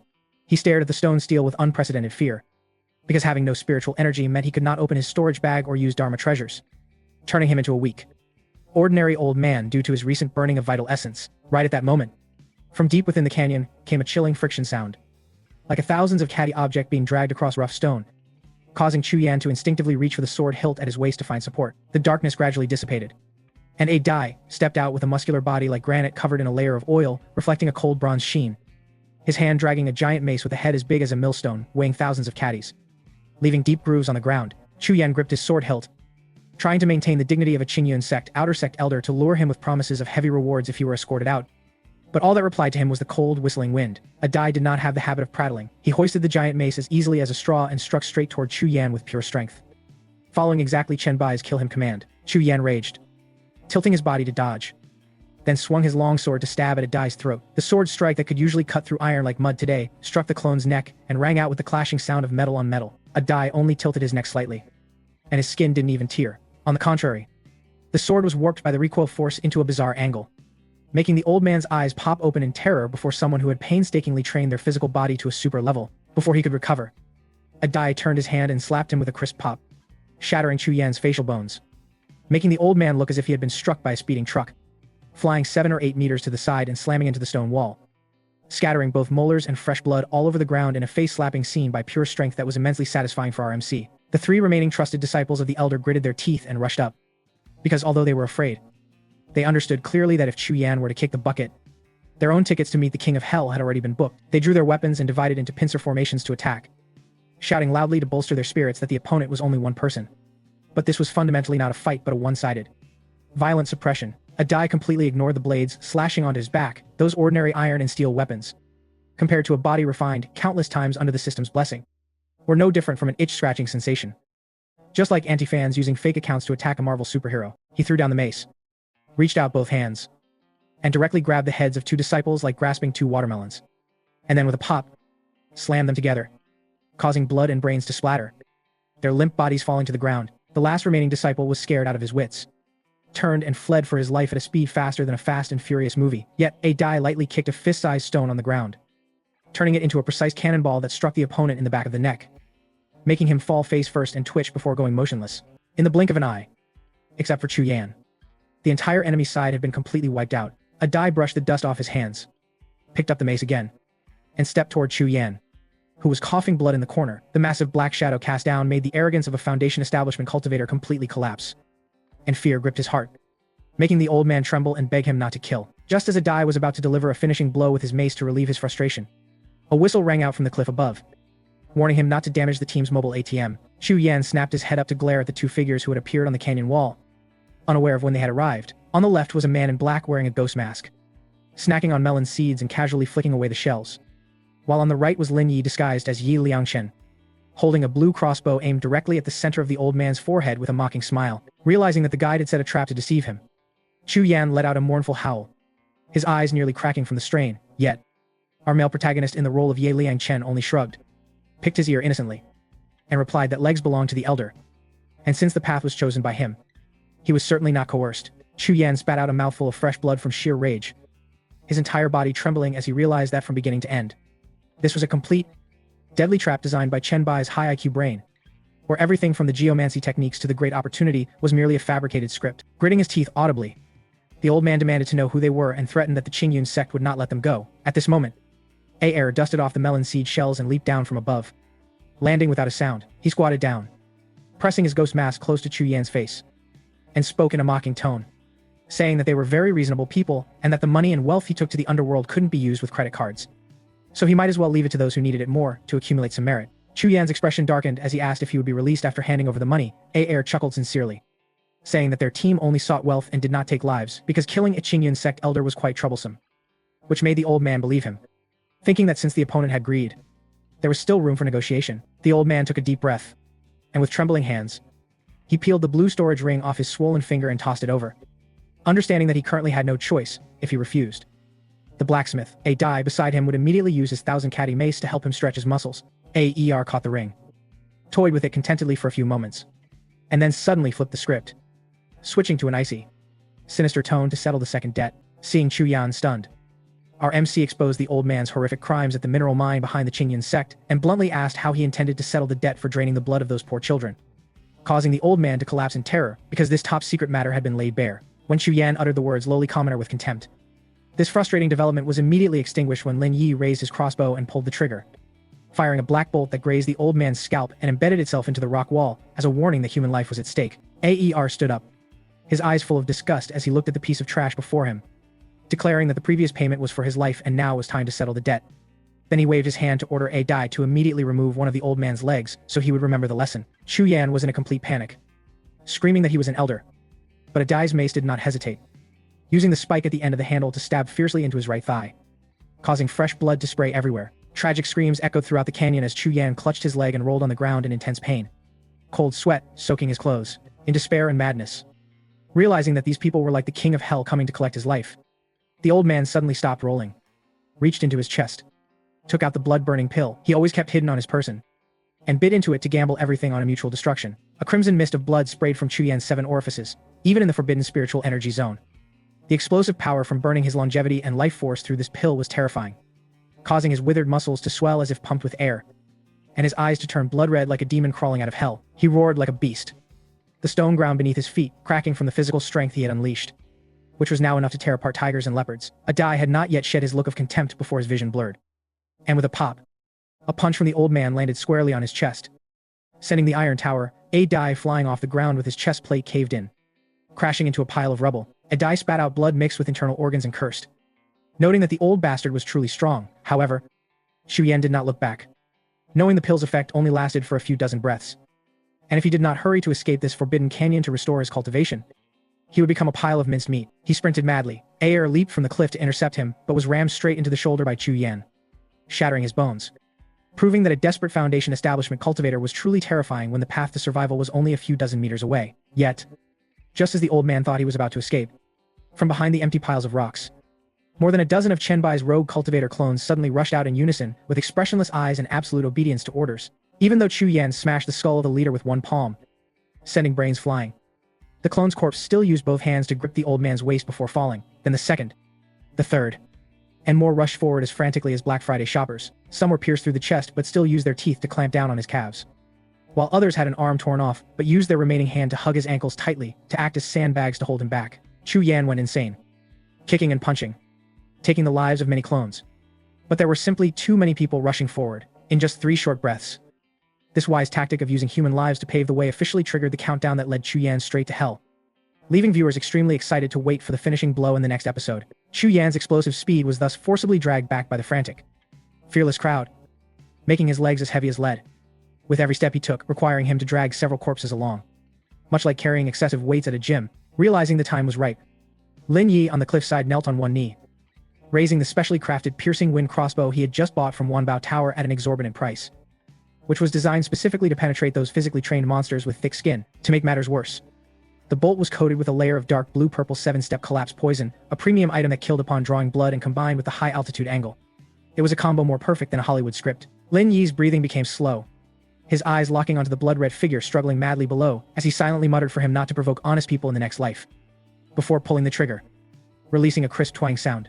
A ray of cold light tore through the air, tracing a straight path of death and embedding itself into Chu Yan's throat before he could even crush the head of the man under his feet. His fists stiffened in midair, and the old man wanted to curse, but his windpipe only emitted a weak leaking sound. Reaching up to his neck, he found that his throat had been pierced through to the back of his head, dragging a stream of black blood into a fountain. The deadly poison immediately paralyzed his nerves, causing the power of the blood explosion pill to recede like the tide, leaving behind a gray-white despair because he knew he had lost to a group of lunatics who didn't care for the ethics of martial arts. Hearing Lin Yi's cold order from above to finish him off, a Dai staggered up from the rubble, wiped the blood from the corner of his mouth with a fierce glint in his eyes, and hoisted his massive hammer toward Chu Yan, who was kneeling motionlessly. The old man could only use his shifting eyes to beg at the shadow cast over him, but he was met with a 1,000-caddy hammer swing that drew a perfect arc from a Dai's waist. With a pop, the sound resembled a watermelon being crushed by a monster truck, sending the great elder Chu Yan of the Qingyan sect's outer sect to meet the king of hell without a chance to leave a single final word. The entire upper half of his body was smashed into a pulp, causing the canyon to sink into silence, with only a few severely injured clones twitching slightly. Aer walked over leisurely, avoiding the pile of blood and flesh with disgust, kicked it lightly, and remarked that this time even the old man's mother wouldn't be able to recognize him, while grumbling that a Dai was too heavy-handed and might have accidentally smashed the team's storage ring. A Dai threw down the hammer and sat down heavily, gasping for breath, complaining that the old man's counterattack before death had broken 3 of his ribs, and asking if the main body would count this as a workplace injury and provide compensation. Lin Yi jumped down from above, reassuring him that tomorrow he would be resurrected as a fine man, then took out a bottle of refined kerosene and poured it straight onto the pile of flesh to thoroughly destroy the corpse. Guarding against any lingering soul or tracking marks from the sect, the match was thrown down. The fire erupted violently with billowing black smoke, and the group began skillfully forging the scene with such professionalism that it made others feel sorry for the victim. Aer commanded the lightly injured clones to create numerous signs of magical techniques and sword slashes, sprinkling extra blood and disfiguring the faces of the dead clones to stage it as a case of dog-eat-dog mutual destruction, perfectly in the style of a group of raiding rogue cultivators. When the fire gradually died out, a shimmering light blue ring was revealed in the pile of ashes. A Dai immediately picked it up, wiped it off on his clothes, and handed it to Lin Yi, then waved his hand to order the entire team to retreat through secret tunnels, vanishing without a trace. In the underground vault in Fensun Town, Chen Bai watched the final image transmitted from the light screen, and his nerves, which had been as tight as a bowstring, finally relaxed as he slumped limply into his chair and exhaled a long breath. This battle might have looked satisfying, but in reality, every step was fraught with danger. If Chu Yan had been more decisive or if there hadn't been a dozen clones acting as human sandbags to block the way, the outcome would have been different, making our MC silently lament that his own strength was still not powerful enough. Yet, he couldn't hide the smile on his lips, because the higher the risk, the greater the reward. This was, after all, the entire accumulated fortune of a peak late-stage Foundation establishment cultivator. A flash of white light occurred, and the still warm blue ring appeared on the tray before him, thanks to the system's spatial teleportation function that ignored all barriers. Chen Bai used his spiritual sense to penetrate inside, easily shattering the weak spiritual imprint of the dead man. And with a single thought, he dumped all the objects inside onto the table like rain, covering the entire surface. The first thing that caught his eye was a mountain of spirit stones consisting of 80,000 low-grade and 30,000 mid-grade shimmering spirit stones, which made the male protagonist's eyes shine, silently praising Chu Yan for truly living up to his reputation as an outer sect elder specializing in resource management. Besides spirit stones, there were all kinds of chi recovery pills, healing balms, rare medicinal pills to increase cultivation, and 3 pieces of Dharma artifacts, including a high-grade Dharma sword, a defensive shield, and a slightly damaged small bell. From the pile of sundries, Chen Bai flipped out a yellowed ancient scroll titled Deadwood Longevity Art, which, although not as good as those of major sects, won out in stability and possessed mystical life-extending techniques. So he tossed it aside for his clones to practice as meat shields or to use for farming later. Continuing his search, he was attracted by a piece of parchment map marked with several red points, the largest of which bore the 3 characters crystallization fruit, making the male protagonist's heart beat wildly because this was the golden core opportunity that would broaden his path to immortality. Just as he was preparing to store the items away, his finger touched an ink-black bead, its surface gray and full of cracks, looking no different from the cheap marbles children played with in the corner of the ring. However, the system, which had been silent for so long, suddenly displayed a bright red warning, identifying this as an extremely unique, damaged small heaven world core realm bead that could be repaired into the host's innate small world with a plan costing 20,000 mid-grade spirit stones. Chen Bai was stunned. The price was as exorbitant as being forced to buy voluntary insurance when taking out a bank loan, as 20,000 mid-grade spirit stones were enough to build a massive army of chi refining experts or upgrade a dozen clones to the foundation establishment stage. But thinking of owning a small heaven world he could carry with him as an absolutely safe rear base to hide secrets or retreat into when he couldn't defeat an opponent.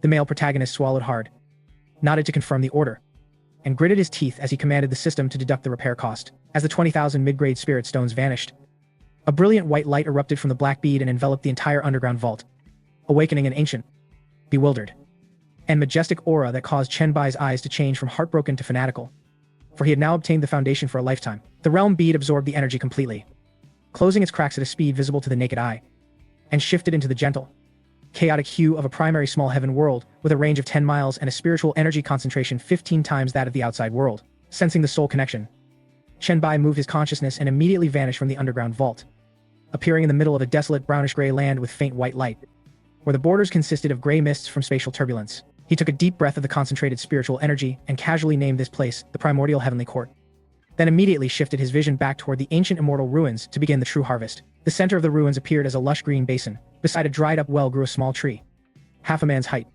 with dark yellow leaves hanging, 3 crystallization fruits the size of fists, items that could help even a pig successfully form a golden core. However, heavenly treasures are always guarded by demonic beasts, and lying in wait right beside the main tree was the purple lightning mad lion, a peak second-stage monster equivalent to a great perfection foundation establishment expert, which breathed lightning every time it exhaled, blasting the ground apart. Its brutalera made Adai, who was hiding 100 meters away, feel a stinging pain in his skin, while Aer sat on a tree branch, his hand gripping a Dharma sword while constantly calculating the distance and angle for a long-range strike. Lin Yi, hiding behind a rock, calmly analyzed that the lion's weaknesses lay in the soft white flesh under its throat and its eyes, along with a vigilance blind spot every 3 breaths when it flicked its tail. Our male protagonist pushed his imaginary glasses up his nose and proposed his old tactical rule: a die would take the hits, Aer would harass, and the rest would charge in with all their might to grab its limbs or self-destruct on the spot, since the clones would be resurrected anyway. The moment the order was issued, Adai immediately acted by grabbing a rock the size of a millstone and throwing it as hard as a shot put to serve as a diversion to wake the mad lion. The monster opened its eyes and swept out a claw, shattering the rock. But right at the moment the debris scattered, Adai raised his great mace high and charged straight toward its face. The mad lion raged, opening its mouth to spew an arm-thick bolt of purple lightning that struck Adai's chest, causing his flesh to explode and burn black and making him drop his mace due to paralysis. But his Iron Tower footsteps did not stop, borrowing the momentum. Adai spread his arms wide and threw his entire body forward to grab the mad lion's hind legs, roaring with veins popping all over his body as he forcibly dragged the beast's lower half down. The mad lion turned its head to bite, but Aer leaped down from the tree and accurately threw a bag of toxic powder mixed with chili and quicklime into its face. Just like a Street Fighter's trick, instinctively, the mad lion closed its eyes and was immediately stabbed in the eyelid by Aer's Dharma sword, driving it completely mad and causing it to erupt with lightning, forming a zone of thunder that sent Aer into convulsions with his hair standing on end. But our MC's clones were all desperate people. Aer shoved the bag of toxic powder straight into the beast's mouth, and at the same moment, dozens of chi refining clones rushed out of the grass like a tide, swarming to cling tightly to its legs, tail, and mane. Even though the chi refining bodies could not withstand the lightning and were grilled into black charcoal or smashed into pulp by tiger claws, as one died, 2 others would replace him, opening their mouths to bite down hard on the mad lion's flesh until their very last breath. This aggressive and clever human wave fighting style of the male protagonist was enough to make not only demonic beasts, but even golden core cultivators break into a cold sweat and feel extreme terror if they witnessed it. Within a mere 5 breaths, the purple lightning mad lion was covered in people, making its movements sluggish as if it were carrying excessive weights at the gym. And every struggle required it to drag thousands of caddies of weight. Seizing the right moment, Lin Yi, who had been lurking on the edge of the battlefield like a professional assassin, raised his specially crafted armor-piercing crossbow and loaded the final backup arrow, which had been soaked in the deadly 7-step collapse poison that killed upon drawing blood. The monster, due to the pain and the countless living ornaments clinging to it, tilted its head back and roared, revealing the only fatal weakness, the soft white flesh beneath its throat. The bolt left the string with a soft hiss and embedded itself straight into the soft flesh. Piercing deep into the brain, the mad lion's massive body immediately stiffened. The purple lightning in its eyes extinguished, and it finally collapsed to the ground with a roar of unwillingness, just like a skyscraper being demolished. A die released his charred arms and slumped to the ground with a lightning-scorched hole in his chest that was still smoking, surrounded by a scattered mess of clone corpses and over a dozen amputees self-bandaging, creating a tragic scene no different from a meat grinder. Lin Yi immediately stepped forward, took out a specialized box, carefully picked the 3 crystallization fruits from the tree, and applied sealing talismans to preserve them. When Aer, clutching his bleeding side, asked what to do about the tree and the monster's carcass, he coldly ordered them all to be packed and taken away without even blinking. A die spat out a mouthful of blood and saliva, stood up, and walked over to hug the ancient tree trunk, letting out a low growl that shook the ground as he exerted force to rip it out roots and all along with a large block of earth. Immediately after, our male protagonist activated the system's recall all command. A flash of white light occurred, and whether it was the living, the crippled, the purple lightning mad lion's carcass, or the uprooted ancient tree, everything instantly vanished from the spot, leaving behind only a desolate battlefield and the bare, empty well within the small heaven world. Looking at the mountain of spoils before him, our MC nodded with immense satisfaction and immediately instructed his subordinates to plant the tree first before stewing the monster carcass to share among themselves, while specifically ordering the crippled brothers to commit suicide after eating so the system could resurrect them fresh tomorrow. A die grunted as he dug a hole in the area where the spiritual energy was most concentrated and planted the crystallization fruit tree, thanks to the dense spiritual energy in the small heaven world, coupled with the spirit plant ripening secret technique from Chu Yan's deadwood longevity art. This tree promised to be his own exclusive money-printing machine, while Lin Yi and Aer prepared to light a fire to stew the meat. Chen Bai sat cross-legged before the floating system board to focus on the main objective, now that he possessed the crystallization fruit and a safe base. The only remaining flaws were his cultivation realm and techniques. He understood clearly that even if all his clones reached the chi refining peak or foundation establishment stage, it was all built upon resources. And if he wanted to form a legendary perfect golden core, he absolutely had to possess a top-tier cultivation technique, taking advantage of the abundant spirit stones donated by the great elder Chu Yan.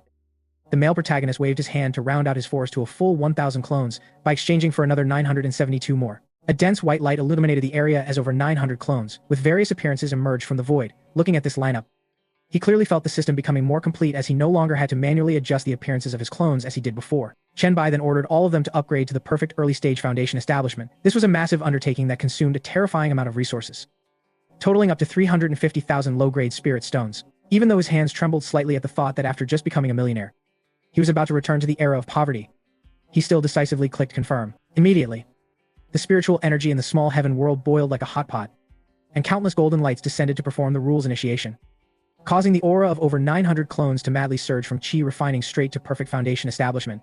The scene was so majestic that it was breathtaking, as over 900 foundation establishment cultivators standing together emitted an aura sufficient to make any golden core cultivator take a detour for fear of being caught in the crossfire. However, watching his spirit stones plummet until only 630,000 remained, our MC truly felt his heart bleeding, silently lamenting that in his past life he worked like a horse for mere pennies.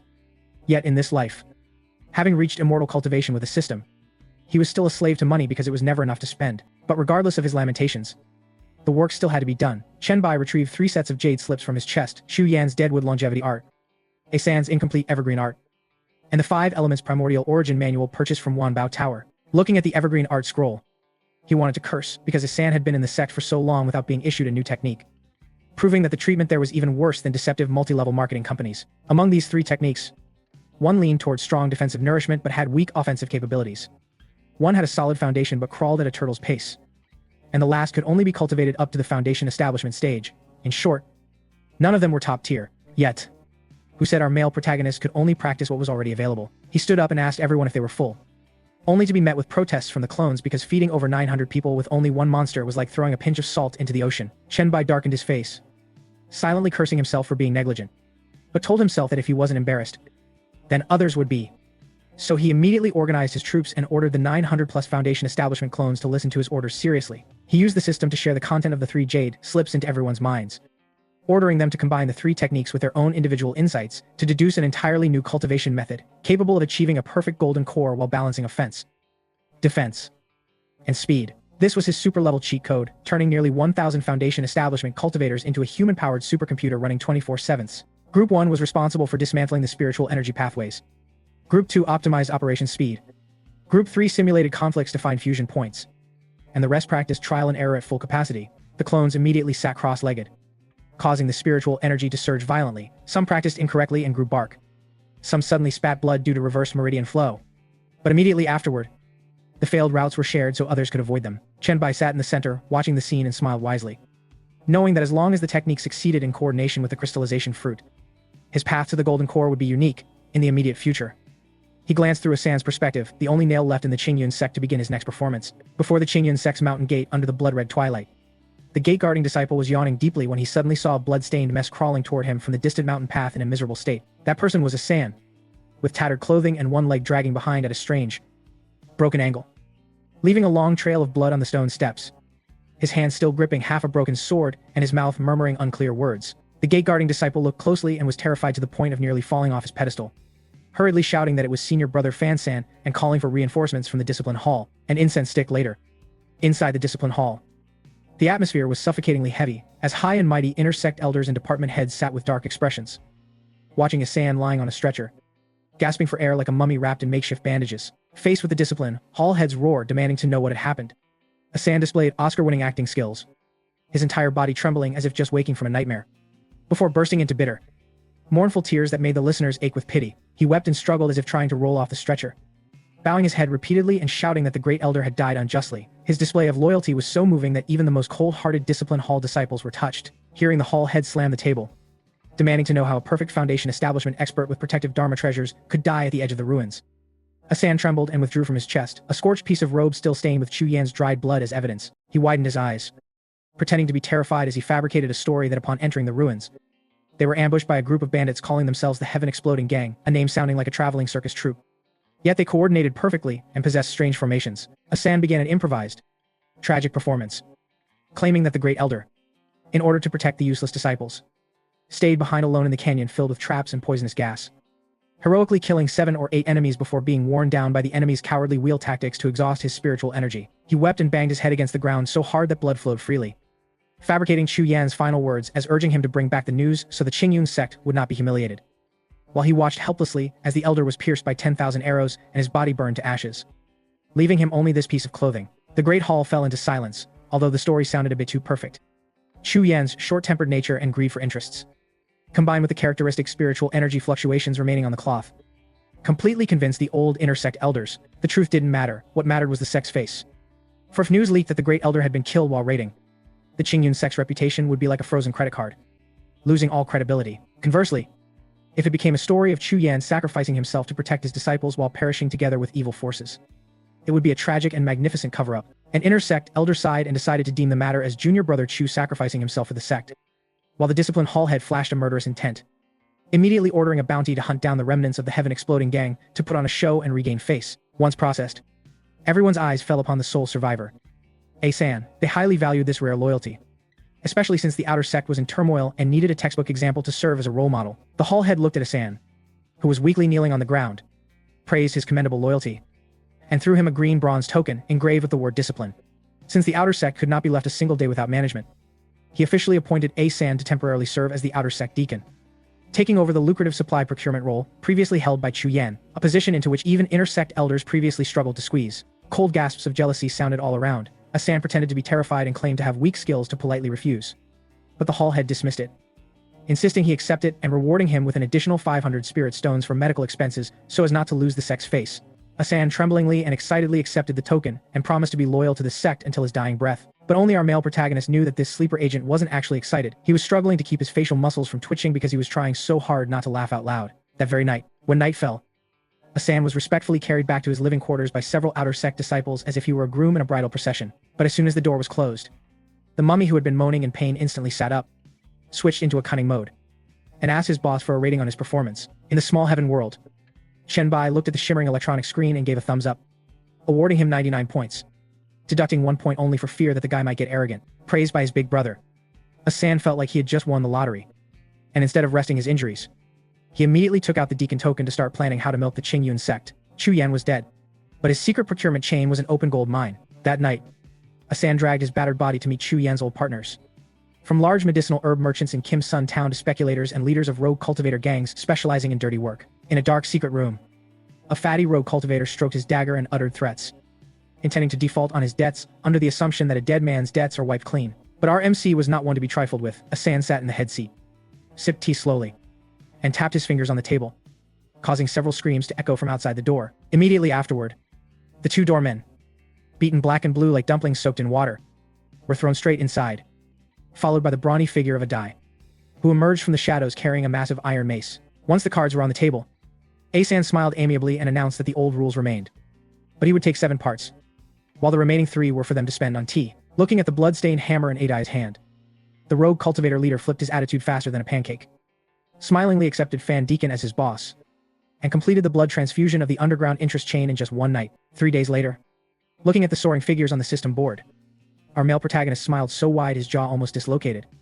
as his balance skyrocketed like a rocket to 850,000 low-grade spirit stones, thanks to black market takeover fees and price gouging, casually tossing a ripened spirit fruit into his mouth.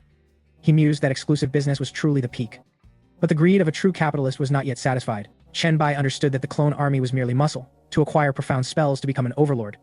He had to target the core of the sect, and his gaze locked onto the 3 characters Scripture Hall on the map. Upon hearing Asan report via the soul radio that he was tired of counting money thanks to the fake herb pricing scheme, our MC ordered that they do something big tonight. Behind him, 999 Foundation establishment clones carrying Chu Yan's storage bags were lined up neatly like a pack of hungry wolves. Hearing Asan excitedly ask if they were really doing it, Chen Bai smiled coldly and declared that since the Qingyun sect had nurtured them so enthusiastically, he must reciprocate by clearing them out from secret manuals to the scraps of paper under their table legs in a campaign dubbed Eradicating Intellectual Illiteracy.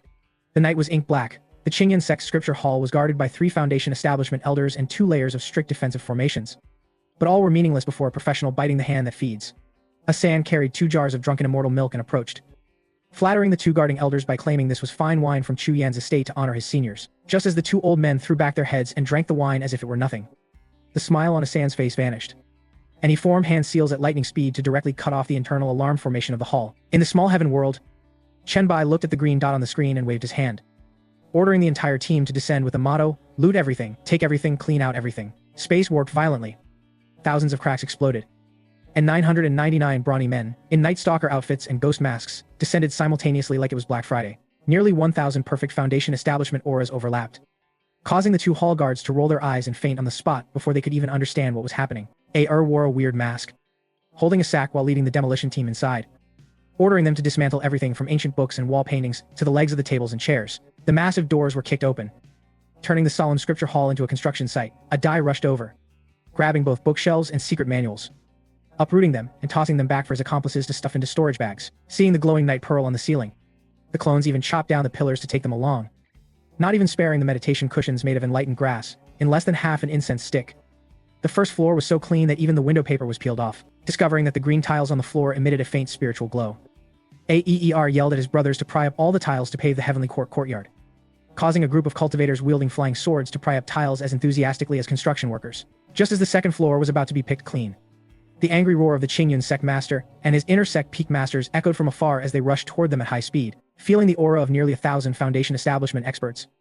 The hearts of the big bosses trembled, thinking a top-tier sect had officially declared war on them. Seeing the enemy arrive, Aer whistled to order a retreat. A flash of white light occurred, and all the clones vanished on the spot, leaving behind a hollow hall consisting only of 4 doorless walls. But the good drama was still to come. A Dai didn't leave. He stood shirtless, holding his heavy mace to block the door, while his sand smeared chicken blood all over his face, hugging a Dai's leg and screaming, "Leave the ancestral treasures if you want to leave." The 2 coordinated so well that A Dai kicked Asan, sending him flying into the wall while coughing up blood.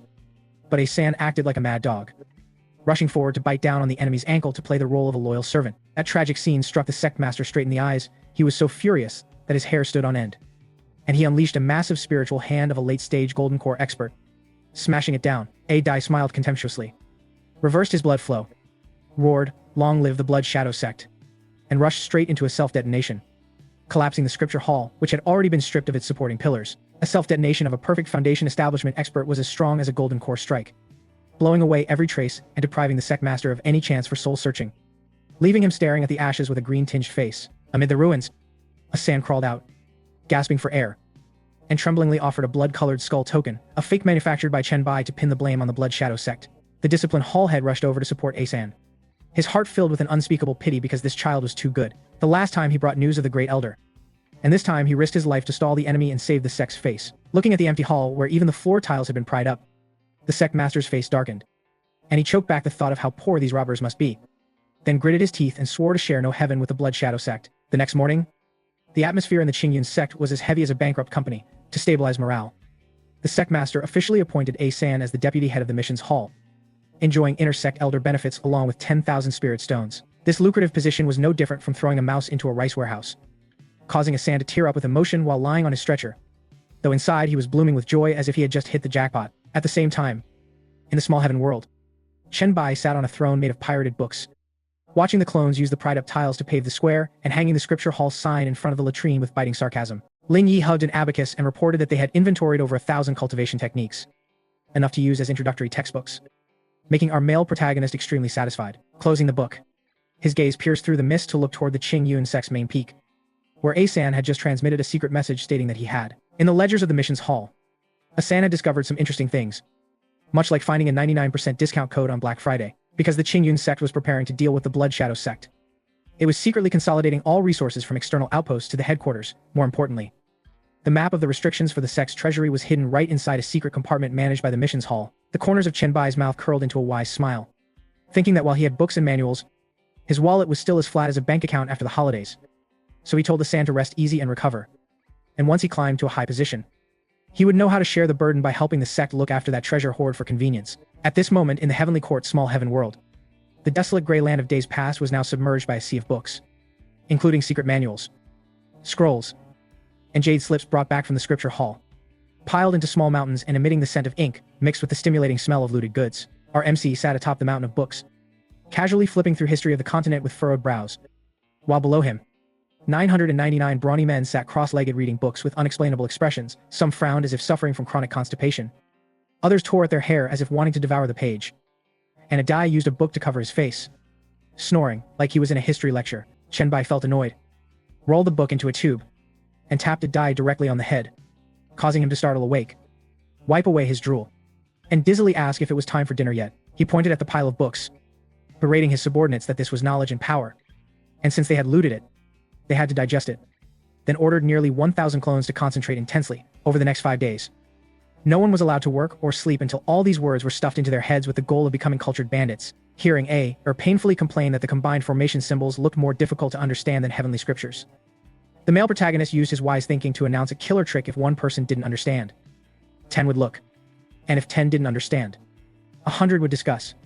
Because the processing power of nearly 1,000 minds sharing thoughts through the system was enough to crush any genius. This high-tech cheating tactic immediately took effect, causing research progress to skyrocket as fast as a Fast and Furious movie. In just 3 days, the clones discovered a perfect fusion route for the 3 nurturing, neutralizing, and speed-enhancing cultivation techniques, creating an unprecedented golden scripture. Lin Not was chosen as the test subject and sat cross-legged in the center to operate the new technique. His entire body's spiritual energy erupted, forcing his foundation establishment vortex to condense into a grayish pill that radiated a terrifying pressure. On that golden core, mystical patterns began to emerge one after another, up to 9, causing the entire small heaven world to shake violently as the primordial patterns of chaos were forcibly carved into the space. The perfect 9-turn golden core was officially formed, releasing a wave of energy centered on Lin Hat that swept across the area and activated the expansion feature of the small heaven world, causing it to instantly leap from 10 miles to 20 miles in size. The arid ground cracked open, spewing forth clear spiritual spring water that merged into rivers, while underground, a small spiritual vein condensed and emitted spiritual fluctuations, so intoxicating that they caused the spiritual energy concentration to soar to 5 times that of the outside world. Chen Bai took a deep breath of the concentrated spiritual energy and felt insanely blissful.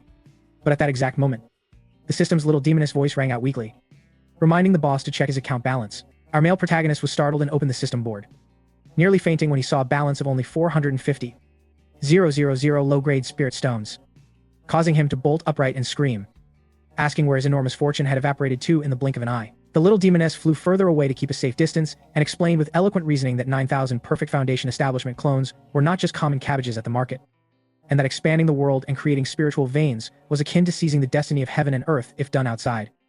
Major sects would have already been fighting tooth and nail over it. Chenbai clutched his chest as if struck by an anti-fan's attack, bitterly realizing that all his hard work, looting for half a year, had sent him back to the Stone Age in one go. So he gritted his teeth and cursed the system as a blood-sucking profiteer, to console her boss. The little demoness pointed toward the Demon Realm detective, who was kneeling and trembling like a frightened puppy amidst a nest of 10,000 Foundation establishment clones, suggesting that even though he was out of money, he still had a living treasury called the Demon Realm to exploit. Our MC took a deep breath, his gaze turning as fierce as an authoritarian capitalist, and declared that if he was out of money, he would head to the Demon Realm to implement a triple sweep policy to teach them a lesson in morality. He immediately turned and ordered AR to gather the entire force, this time casting aside the mask of a refined gentleman to conduct a clean sweep of every evil and demonic cultivator stronghold within 100,000 miles, with the motto that even a passing dog must leave behind 2 hairs so he could collect enough money for the ticket to the Demon Realm. Hoisted his great blade onto his shoulder, smiled radiantly, and shouted that he accepted the order, because robbing people in the name of justice was his brother's specialty, causing 10,000 people in the small heaven world to cheer excitedly, kicking off a destructive sweep. Meanwhile, the pitiful old ancestor of the Qingyun sect was still struggling to set up defensive lines against the demon race on the outskirts, completely unaware that the real danger was coming from the heaven-exploding bandits who were so desperate for money that their eyes were turning red from right inside their own home. Located not far from the Qingyun sect was a place called Blackwind Camp, a notorious evil force within a 500-mile radius, led by a half-step Golden Core camp master wielding a ghost head blade stained with the blood of thousands, a man that even sect patrol teams avoided like the plague. Yet today, the main gate of Blackwind Camp was kicked into pieces, not by magic, but by the 1,000 feet of the clones simultaneously stomping it down, much like a riot during a clearance sale. Carrying his top-grade great blade, sat pompously on the camp master's tiger skin chair, wearing a weird mask and smiling under the torchlight as he loudly shouted the classic robbery anthem, "Men to the left, women to the right, and those who are neither men nor women, stand in the middle." Below, 1,000 black-clad, masked men worked as hard as worker bees, conducting a comprehensive search of the entire mountain camp, leaving no corner unexamined. The Blackwind camp master was beaten until his face was bruised and swollen. His signature blade was broken into 3 pieces, and he could only kneel, trembling and threatening that he had backers from above, hoping to save his life. AR crossed his legs, took out a notebook to record his findings, sneered, and told him that if he had backers, he should call them over so they could be robbed together, then ordered the warehouse opened and forced them to strip the Dharma artifact hairpin from the head of his concubine. The camp master felt the pain as if his credit card had been maxed out, but AR waved his hand, and 2 clones lunged forward to strip him of his clothes from top to bottom, not even leaving behind his underwear. Not far away, another clone was pinning the guard dog down, wielding scissors to snip away and shave its fur completely clean before stuffing it into a storage bag, not forgetting to pat the head of the dog that was questioning its existence and telling it that this was the boss's law. This scene of stripping clothes and shaving dog fur continued for the next half-month within 100,000 miles of the Qingyun sect, turning the Heavenly Court into a terror for every mountain bandit, evil cultivator, and family known for bullying the weak. For the righteous side, it was slightly better because as long as they obediently paid 80% protection fees, things would be peaceful, and at most they would only have a few floor tiles pried up and taken away. But for the evil side, it was truly the end of the world, as they were wiped out to the roots, their treasuries emptied, and their houses dismantled for firewood. Rumors of a mysterious legion coming from the central region spread, causing Golden Core ancestors to tremble at the mere mention of the masked men, fleeing overnight with their entire wealth.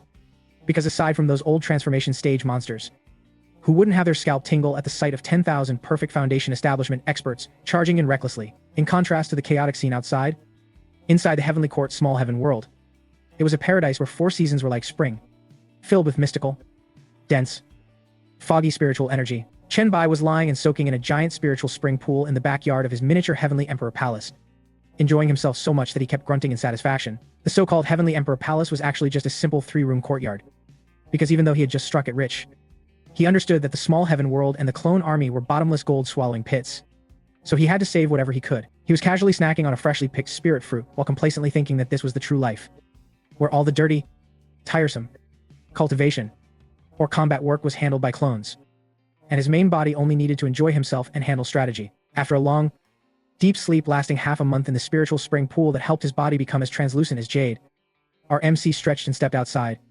changed into dry robes, and strolled toward the alchemy area to check on the 300 clones tasked with researching pill making. Upon getting close, a thick scent of medicine mixed with the aroma of food wafted into his nose, surprising him. And as he turned the corner, he almost thought he had transmigrated back to the 21st century. On the vast square, 100 large iron pots, typically used for cooking village feasts, were neatly arranged, fueled by roaring spirit charcoal. And standing before each pot was a clone, wearing a tall white chef's hat and a neat uniform with 2 rows of buttons. Instead of holding traditional whisks or alchemy furnaces, they held long-handled iron ladles. When they heard the team leader roar the command to add condensation pill grass, 100 clones simultaneously slammed the pot lids shut like pressure cookers and used spiritual energy to forcibly press down and operate the cultivation technique. A moment later, the shout to open the lids echoed. 100 lids popped up amidst billowing white steam, and from each pot rolled out more than a dozen round, shiny, mysterious grade mid-tier pills. Chen Bai rubbed his eyes in astonishment, muttering to himself whether this was alchemy or industrial-scale roasting of sugar-coated beans. Not content with this, he ran to the artifact refining and formation area, only to witness a scene even more extravagant than the last. In the artifact refining area, several dozen clones stood in line in a true industrial production chain, alongside a giant conveyor belt made of refined materials. The first person placed the iron blank, the second hammered it with a bang, the third engraved runes, and the fourth quenched it in water. Meanwhile, in the formation area, several large hunks of iron that looked exactly like robots were lying face down on tables, crazily wielding engraving knives to process formation plates, while a few clone formation masters sat leisurely drinking tea because they only needed to feed spirit plants into the robots' backs and the machines would work tirelessly. A Dai walked up from behind and greeted his boss simply. Chen Bai turned to look at the chaotic scene of dancing demons before him with his mouth twitching continuously, and asked directly who had taught them to do this. A Dai scratched his head and explained that this was Er's idea when he went out, looting materials and saw mortals cooking. He realized that the essence of alchemy was fusing medicinal properties. So using iron pots with large heat transfer areas combined with pressure cookers to retain medicinal force would increase efficiency 10 times over an alchemy furnace. And that the production line was just an application of Industrial Revolution wisdom to reduce errors and enable mass production. The male protagonist was completely stunned after hearing this, and grabbed a clone who was wearing reading glasses and holding a caliper to measure the dimensions of a flying sword to ask where the glasses came from. Receiving the proud answer that AER had made them so the clone would look scholarly and possess the proper demeanor of a scientific researcher, the clone pushed the flat-rimmed glasses up the bridge of his nose, put on the serious face of a NASA engineer, and stated bluntly that according to aerodynamic calculations, the design of this flying sword still needed optimization because the wind resistance was too high, making it slower than Vin Diesel's car in Fast and Furious. Chen Bai was tickled into laughter and retorted that since they all shared the same memory, why didn't they just access the data in Ayer's head instead of bothering to make him explain it? That clone then pouted pitifully and tattled that the guy named Ayer was extremely cunning. He had locked that specific memory segment and declared intellectual property rights, meaning anyone who wanted to learn had to pay spirit stones, just like forcing them to register for a premium account. Our MC looked up at the sky, completely speechless at the fact that his own disciples, despite sharing the same origin, were so differently characterized by the system that gathering them in one place was no different from a multicultural psychiatric ward. Although the sight of dancing demons was an eyesore, their labor efficiency was truly impeccable, leaving him comfortable enough to grab a handful of spring revival pills that had just been stir-fried and chew them crunchily like peanuts, then casually ask about the progress of the technique upgrade. Hearing this, the clones wearing reading glasses slumped as dejectedly as programmers pressured by a deadline, reporting that the project had gotten stuck at the perfect golden core stage. The reason was that the pile of techniques looted from the Qingyun sect, though as numerous as autumn leaves, were mostly outdated, low-level junk, while high-level materials related to the breaking the pill to form the infant process, the spiritual sublimation required to upgrade to nascent soul were pitifully scarce. Right then, the system's little demoness flew over from somewhere, still gnawing on half a magic mirror like a child eating a cookie, and bluntly poured cold water on them by telling them not to waste their efforts in vain. She hovered in the air, swinging her small legs, and explained that the inheritance of this world had been broken too severely after the ancient immortal demon war, and the remaining documents were all bugged, system-glitched products. She warned that if they forced a breakthrough at the current pace of deduction, the result would only be a pseudo-soul, a low-quality, mixed-up nascent soul that would be struck by lightning 10 times harder than the previous time during every subsequent heavenly tribulation, sooner or later turning into a pile of black ash. Chen Bai furrowed his brows in deep thought, because what he wanted was the path to invincibility, not to become a second-rate monster who lived for a few thousand years before fading away. The little demoness swallowed the last bite of the magic mirror and wisely pointed out that such high-level soul inheritance had long evaporated from the righteous path. But the demon realm was completely different because they had looted everywhere, preserving a relatively complete collection of materials. Our male protagonist squinted calculatingly, concluding that the demon realm was the next gold mine he absolutely had to visit to swipe their credit cards. Taking a deep breath, he declared in a cold voice that if the path ahead was blocked, he would directly destroy the wall, because his perfect golden core strength was already more than enough to go to the demon realm and wreak havoc. Then ordered the system to summon clone number 01 immediately. A flash of white light occurred, and 01 appeared in white robes with a cold, condensed aura, resembling a peerless divine sword hidden in its sheath, waiting for the day to taste blood. Without beating around the bush, our MC ordered all clones to go on strike immediately, whether they were mid-alchemy or halfway through pulling materials on the production line.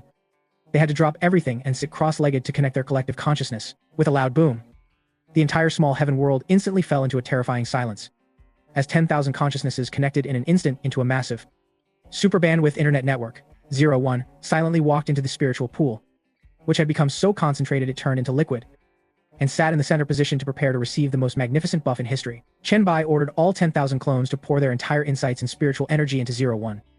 Determined to play big and use quantity to crush the laws of nature, to create a true god of war. This was an insanely luxurious training method that used the strength of 10,000 perfect foundation establishment cultivators as a foundation just to fatten up one person, causing the heaven and earth in the small heaven world to change colors violently. A giant vortex of spiritual energy visible to the naked eye formed above 01's head and poured down like a flood, helping him break through the shackles to upgrade to the mid-stage golden core after only one stick of incense. Over the next 3 sticks of incense, he continued to sprint toward the late-stage golden core, the pill within him swelling to the size of a fist with 9 clear pill patterns, and even a 10th one faintly beginning to form. Half an hour later, an aura that changed the colors of heaven and earth erupted, its heaviness far exceeding most early-stage nascent souls outside, officially pushing 01 to the perfect golden core milestone. 01 slowly opened his eyes, with the sun, moon, and stars seemingly revolving within his pupils, signaling that the hack-like upgrade screen had been successfully cleared. Seeing the perfect spiritual energy fluctuating around his favorite disciple, the male protagonist was completely at ease, because with his combat power, even if he met a mid-stage nascent soul monster, he would be strong enough to trade blows on equal footing. Turning to ask the little demoness about ways to travel to the demon realm, Chen Bai received a head shake and a warning that if they forced their way through spatial rifts, they would easily be discovered and captured by the great powers on the other side. But immediately after, the little demoness smiled cunningly, pointing at the demon spy who was locked in the corner of the wall, so terrified that his eyes were rolling back, and suggested that instead of barging through the front door, they should use the homecoming trick. She licked her lips and explained that this fellow had originally intended to open a rift to lead the demon realm army to invade, so now they could simply use him as a tour guide. Moreover, the system could extract all the primordial demon blood in his body to refine it, creating a clone for Chen Bai with the most authentic demon lineage, transforming him from an illegal intruder into a lost demon realm royal, returning home to inherit the estate. Looking at the spy who was being scared to the point of losing years off his life, a twisted smile appeared on the male protagonist's face, no different from a villain in a horror movie. As he praised this as a brilliant idea, he immediately ordered a Dai and 01 to grab the rat by the scruff of the neck to march to the Soulfall Abyss, simultaneously commanding the entire army to mobilize and wipe out every obstacle along the way, dealing with any demons they encountered to collect their blood and pave the way to the new world. In the quiet of the night, a few figures silently left the small heaven world, rushing as fast as ghosts toward the Soulfall Abyss 800 miles away, officially launching a bold counter-invasion against the demon realm. The Soulfall Abyss was historically one of the most notorious death traps in the southern region, with dark gray fog blanketing it year-round and fierce, razor-sharp winds ready to shred any cultivator who fell into white bones in the blink of an eye. At this moment, behind a large rock on the edge of the abyss, Chen Bai lowered his voice and kicked lightly at the demon spy who had curled into a ball, verifying the precise location beneath the swirling mist. The spy, blood drained from his face, nodded frantically to confirm that, according to the plan, at the hour of the rat tonight, all his accomplices hiding in the southern region would gather at the stone platform below to use a blood sacrifice formation to weaken the seal and welcome the holy monarch. Our MC looked up at the sky, seeing that the auspicious hour had arrived, signaled for a Dai and 01 to prepare their tools to go harvest the rewards. Deep below the abyss, the mist suddenly swirled violently as more than a dozen black-robed figures appeared stealthily on a flat stone platform, their hands quickly carving bright red formation patterns onto the ground that emitted a thick, fishy smell of blood. The demon leader shouted in a low voice, urging his accomplices to work faster, lest they miss the auspicious hour and be soul-drained and spirit-crushed by the demon marshal, his hands holding several young boys and girls snatched from the secular world to serve as sacrificial offerings. But just as he was feeling triumphant, a soft flute sound occurred, and the leader's movements instantly stiffened as he looked down at the sword of 01 that had pierced his chest from who knows when. His eyes filled with confusion and bewilderment. In the very next moment, the silence of the cliff was completely shattered when nearly 10,000 perfect foundation establishment brawny men fell from the sky, dense as a meteorite shower, crashing straight onto the demons below without wasting a single word. This was Chen Bai's trademark meat press strategy. Even though 2 of the demons possessed early-stage golden core strength, they couldn't even create a ripple of resistance against the sweep of 10,000 lunatics who feared no death. The agonized screams were stifled by the sea of people before they could even be uttered. In less than 3 breaths, the stone platform returned to its lonely silence. On the ground, there remained only 10 corpses that had been stripped completely clean of every shred of clothing.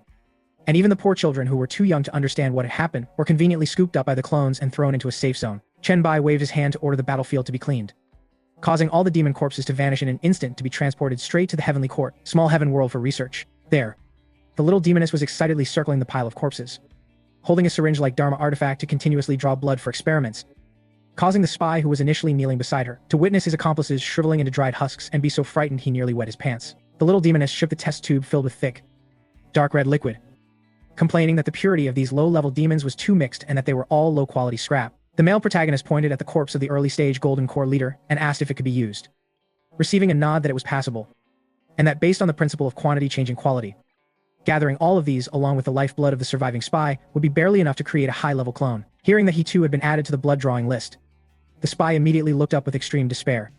But the little demoness reassured him that the system was virtuous and would not take his life, but would only extract half of his primordial blood essence. A moment later, a fist-sized orb of blood radiating a dark purple-black light appeared, inside which countless vengeful spirits seemed to be screaming. Possessing a noble and domineering aura standard to demon royalty with high-level royal bloodlines, Shenbai stroked his chin calculatingly, deciding to use this blood orb to create a high-level demon king leading 4 underlings, with the remainder used to make 4 ordinary demons to serve as errand runners. The little demoness tapped her finger to activate the glowing system interface to load the bloodline model and regenerate the body immediately. Amidst the blood pool boiling with towering killing intent, a tall figure over 2 meters in height slowly stood up, his bare upper body covered in bizarre purple-black demonic patterns, his fiery red hair loose, and 2 curved black demonic horns growing majestically on his forehead. His cold, blood-red eyes, devoid of any emotion, exerted an incredibly terrifying visual pressure, which made the male protagonist extremely pleased and prompted him to name this domineering clone Zhonglu. Mirroring the image of the war god from his past life, Chenbai attempted to take over and operate the new body, feeling a physical strength so terrifying that he could crush low-grade Dharma artifacts with his bare hands. But it felt hollow inside, and spiritual energy was extremely difficult to circulate due to incompatible attributes. He furrowed his brows, remarking that this clone was currently like a sleek, shiny Ferrari that didn't have a drop of gasoline inside to run. The little demoness pointed outside the seal and explained that this was why they had to go to the demon realm, because only the environment there, filled with demonic energy, could provide enough fuel for the engine to operate. Stepping down to the bottom of the soulfall abyss where the fierce winds raged, Chenbai and the clones walked as leisurely as if strolling in a park, thanks to the protection of the small heaven world's spatial barrier. Before them was a giant black vortex filled with spatial rifts that occasionally spewed purple lightning. This was the rift of the seal leading to the demon realm. Controlling Zhonglu to reach out and touch the seal barrier resulted in him being bounced back because the defensive layer was too hard. So our MC immediately ordered the 9,000 clones to strike simultaneously. Without resorting to brute force attacks, 10,000, perfect foundation, establishment cultivators simultaneously deployed the power of a formation, acting like they were using crowbars to pry open an elevator door, pouring swirling spiritual energy into the gap. Under that earth-shattering combined power, the seemingly impenetrable seal was finally torn apart into a half-meter wide gap, throwing open the door for the Heavenly Court army to enter and wreak havoc in the demon realm. The moment the rift opened, Zhonglu immediately flashed inside, leading his 4 subordinates with him. Immediately afterward, Shenbai ordered the army of clones to retreat, and the seal slammed shut with a bang like an automatic rolling door, ejecting the 10,000 clones back to the other side of the front line. The demon realm appeared before his eyes with a gloomy, dark red sky. There was no sun, only 2 giant blood moons hanging in the sky like a pair of massive, glowing red lanterns. The air was filled with a violent and chaotic aura, and any ordinary cultivator who accidentally inhaled a mouthful would certainly suffer from chi deviation faster than the speed of a dying phone battery. However, Zhonglu took a deep breath and felt his whole body relax,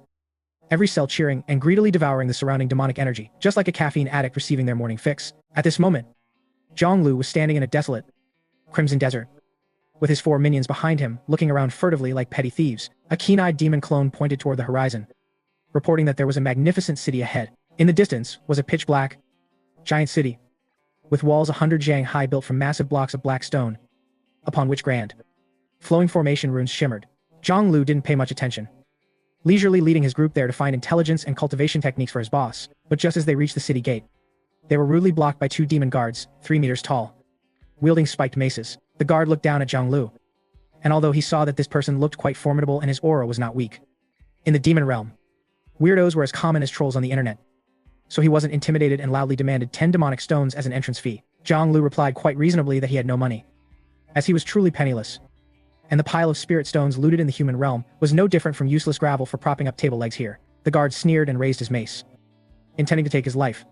But before he could finish his sentence, his entire body was sent flying by a punch from Zhonglu, slamming straight into the city wall and creating a 3D mural that couldn't be peeled off. Zhonglu calmly retracted his fist and coldly declared that since they were in the demon realm, they should follow the rules of the demon realm. Whoever has the bigger fist makes the law. The remaining guard was stunned, looking at his companion pinned to the wall and then at Zhonglu, immediately flipping his attitude faster than a pancake and bowing 90 degrees to respectfully invite the Great One into the city. Inside, the city was more prosperous than imagined, But the level of chaos had truly reached its peak on both sides of the road.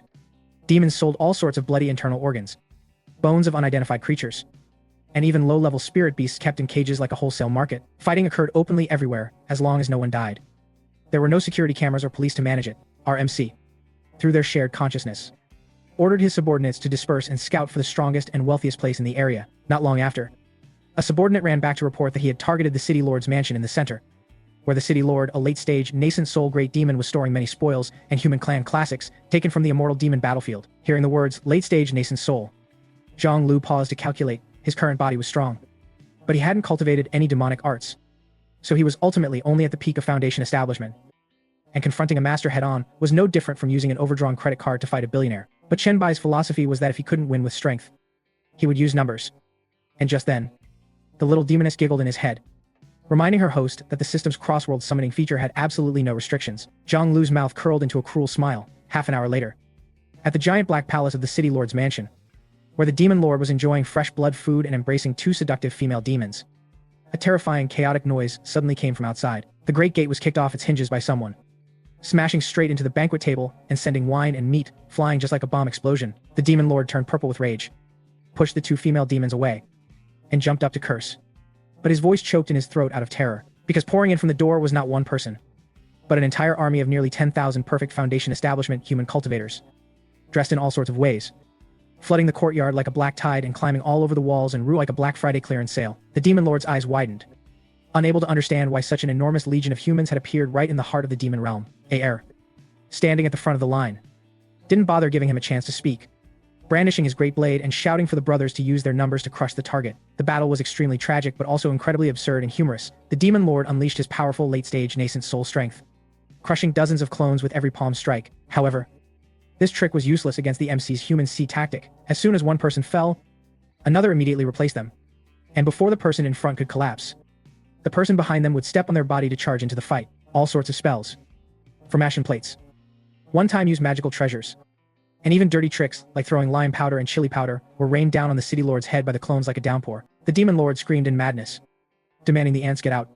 But his demonic energy was depleting at a dizzying speed, and his protective demonic light was eroded, bit by 10,000 tireless ants gnawing at a giant elephant. After the time it takes to burn a stick of incense, accompanied by an unwilling roar, the massive body of the Bloodhand Demon Lord crashed down in pieces. While Chenbai's army of 10,000 had only 2,000 survivors left, our MC did not hesitate, immediately retrieving the fallen clones back to the system's resurrection space for recycling, leaving only Zhang Lu and his four subordinates standing amidst the ruins filled with the stench of blood. He ordered the team to quickly move the goods. AER immediately kicked away the City Lord's corpse and led the remaining 2,000 clones straight into the treasury, looting everything from demonic stones and demonic energy to classics, transforming the mansion that once ruled the 1,000-mile territory into a place emptier than a freshly cleaned floor. At an abandoned house outside the city, Zhang Lu leaned against the wall, gasping for breath as he watched the system board, scanning and analyzing the soul cultivation classics at lightning speed, while the corner of the room was piled with demonic stones, emitting an alluring glow. But the joy was short-lived, and danger arrived immediately when his subordinate, Jia, trembled as he reported through a gap in the wall that they were being watched by countless greedy eyes. News that the City Lord's mansion had been destroyed spread too fast, although the mysterious army had vanished. Everyone saw these 5 demons strutting out of the mansion with the look of people who had just won the lottery. Zhang Lu stubbornly stood up, saying there was nothing to fear because he possessed the royal bloodline and was strong enough to scare the small fry to death, then adjusted his luxurious black robes, which he had just looted, and pushed the door open to step outside. Immediately, they were locked onto by over a dozen malicious glares from bull-headed demons wielding heavy axes. The leader, who had mid-stage golden core cultivation, stepped forward, breathing foul air and dragging his axe across the ground to create sparks as he threatened them to hand over the demonic stones if they wanted to keep their bodies intact. Zhang Lu was terrified to death inside, but on the outside, he remained as calm as an old dog, putting his hands behind his back and releasing the noble bloodline aura of the royal family before coldly spitting out one word: scram. The bull-headed demon was momentarily stunned by the overwhelming bloodline pressure, but when he sensed it carefully, he discovered that Zhang Lu was empty inside and didn't have a single shred of demonic energy. He laughed viciously, thinking the opponent was just an empty shell suffering from severe wounds or a mongrel who had stolen the bloodline, and cheered on his brothers to charge in, shred them to pieces, and refine their bloodlines to change their lives. Zhang Lu's expression changed at this extremely awkward predicament, because his soul was that of a human. All the cultivation techniques he knew were from the righteous path, and if he channeled spiritual energy in the demon realm filled with demonic energy, it would be no different from turning on headlights to announce his location in the middle of a dark night. And if he relied only on raw physical strength, he couldn't withstand the golden core masters before him. He gritted his teeth, intending to risk everything to summon the human sea army once again, even though he knew that doing so would lead to him being hunted down by the powerhouses of the demon realm. But it was still better than being hacked to death by this bunch of bull-headed monsters, just as the giant axe was about to descend upon his head. A lazy, magnetic voice suddenly sounded, bringing with it a pink mist that appeared from thin air, causing the axe to strike as if hitting cotton and making the bull-headed demon stagger like a drunkard. A female demon clad in purple silk, with a figure that was hot to the extreme, walked slowly through the air with her bare feet, her long scorpion tail swaying behind her and her purple eyes bewitching the hearts of all. She ignored the bull-headed demons who were sinking into illusions, walked straight in front of Zhonglu, lifted his chin with a long, slender finger, and teased him, asking which runaway young master with royal blood he was, who didn't even know how to use it. Zhonglu looked at the exquisite face mere inches away, his mind going blank for a second as he wondered if he had just met the legendary rich woman who saves heroes in distress. But immediately after, he realized that her finger was as cold as ice, carrying a paralyzing toxin that was sliding toward his throat, while the spiked scorpion tail was constantly swirling around his waist. Our MC startled into alertness, understanding that this was no kind-hearted rich woman, but clearly a highly venomous serpent beauty who wanted to swallow him whole. The bull-headed demons, who were just shouting to kill, were now as docile as quails. The leader fell to his knees to apologize for offending Lady Yuko's people. Then they all scrambled to flee for their lives. Zhonglu took a half-step back to dodge her finger, keeping his voice cold and firm as a fallen royal should, so his arrogant image wouldn't crumble, because he understood that the more he resisted, the more he looked like someone of high status. Yuko withdrew her hand and brought it to her nose to sniff lightly, her pupils slightly contracting at the suppression coming from the high-level bloodline hidden deep within Zhonglu's flesh and blood, leading her to believe she had just picked up a priceless treasure. She smiled with charming allure, noting that Zhonglu was facing a great disaster and his spiritual energy was exhausted, and if he kept running around the demon realm, he would sooner or later be captured to be refined into medicine. Then turned around to leave her captivating back view along with an invitation to her drunk immortal tower to rest, because even a fallen phoenix needs a place to perch. Zhonglu was still pretending to be immobile to maintain his dignity, while his four subordinates behind him were frantically swallowing their saliva, screaming in their collective mental link to urge their boss to agree immediately, because this was a golden opportunity and a perfect foothold. Chenbai rolled his eyes in his consciousness, secretly thinking that the clones created by the system were just as unambitious as his true self, then controlled Zhonglu to nod slightly in agreement and let Yuko lead them to her mansion. Time passed in the blink of an eye for the outside world, but for the clones in the Heavenly Court small heaven world, it was 5 days of true academic hell. When Air tossed the last travelogue into the pile of books, Chenbai felt as if a vast universe of knowledge had just been stuffed into his head. The massive stream of information exploded in his brain before gradually settling down, perfectly sorted and summarized by the system, allowing our male protagonist to close his eyes and rub his temples with a sigh of relief, as his literacy goal was excellently achieved. Massaging both temples, which were swelling like balloons about to burst, Chenbai exhaled a long breath of stale air, his eyes opening to flash with a hint of shock as he saw the full scope of this world for the first time. The land beneath his feet was known as the vast, boundless heaven-marshal continent, divided into 5 regions: east, west, south, north, and central. Among them, the southern region, where he was located, was the poorest piece of the puzzle, and the area where the Qingyun sect was located was so small, it was not even worth a sesame seed on the border map of the southern region pieced together from the materials collected over the past few days. What put the most pressure on our male protagonist was the cruel class pyramid of this world, where sects were divided into 9 grades. And to climb to the first grade, one was required to have a scatter immortal expert, someone whose mere stomp could collapse mountains and rivers sitting in command. Meanwhile, the Qingyun sect was merely a 9th grade title at the bottom of the list, with the strongest supreme elder being at the perfect golden core stage, hiding every day in the back mountains like a tortoise to preserve his lifespan, making him bitterly realize that he had been farming monsters in a pathetic starter village all this time. Furthermore, the central region was the true paradise for cultivation, with spiritual energy as thick as mist, where even a 3rd grade sect needed a great vehicle stage cultivator as a backer to stand firm, while the most powerful hegemon in the southern region currently was a 4th grade sect possessing a peak fusion stage expert. The fusion stage was a realm so terrifying that it far surpassed the nascent soul or soul formation stages, to the point where our MC secretly thought that if he led 1,000 Foundation establishment clones to charge at them, they could just blow gently and the entire team would be wiped out. Just then, a Dai, carrying a formation book he couldn't understand, approached and calmly comforted his boss that no matter how strong those sects were, they were still afraid of death. While the Heavenly Court brothers would die today and come back to life tomorrow just as before, Ling Yi, pushing his flat-rimmed glasses, calmly added a textbook-perfect philosophical statement that this was called quantitative change leading to qualitative change, making a Dai slap his thigh and confirm that given enough time, this continent would sooner or later change its surname to Chen. Looking at these carefree, thick-skinned folks who were like optimistic trolls, the gloom in the male protagonist's heart suddenly vanished. He understood that ranks were only for ordinary people, and someone possessing a hack system like himself did not need to follow basic rules. Chenbai stood up, dusted himself off, and ordered his subordinates to stop drawing future pies and get to work on a plan for silent development. while looking at his system balance of a few 100,000 spirit stones with a pained heart, declaring that the team was currently very poor. Feeding 1,000 mouths of the clone army was more expensive than raising an industrial-scale pig farm. So he began assigning money-making tasks to top up the system. Team 1, consisting of 100 people, would take Qingyang Town as a center and radiate outward to investigate demonic cultivators, evil cultivators, mountain bandits, and bullies. The male protagonist drew a clear line that they would not rob the innocent but would use the system's teleportation feature to eradicate the scum and utilize their waste value. 100 clones shouted in unison with eyes glowing green like a pack of hungry wolves on Black Friday, preparing to set off on a humane, world-saving mission. Team 2, consisting of 100 people, would act as a mobile force ready to teleport in and gang up on targets, strictly adhering to the Fast and Furious style motto, if you can gang up, you absolutely never fight one-on-one. Team 3, consisting of 300 people, would take on the heaviest duty, dedicating their all to researching medicinal pills, flying swords, and formations to become self-sufficient, with the boss's heartfelt encouragement that they should train until death. And it didn't matter if the furnace exploded, because he had more lives for his brothers than a video game. The remaining 599 people were the main force led by Chen Bai into secluded cultivation. He picked up the Qingyun technique, once considered the sect's treasure, and casually tossed it onto the ground like a piece of waste paper, criticizing such garbage for only being able to reach the nascent soul stage even after a lifetime of cultivation. Our MC was determined to combine the wisdom of everyone with thousands of cultivation techniques to deduce a divine art that belonged to himself, with the ultimate goal of reaching the perfect golden core. The following days, the Heavenly Court's small heaven world was completely busy, while outside, storms arose everywhere. The dark forces within a few hundred miles were hit by a mysterious group calling themselves the Heaven Exploding Gang. One day, the Blackwind camp was leveled to the point where even the private money hidden under the leader's chamber pot was dug up.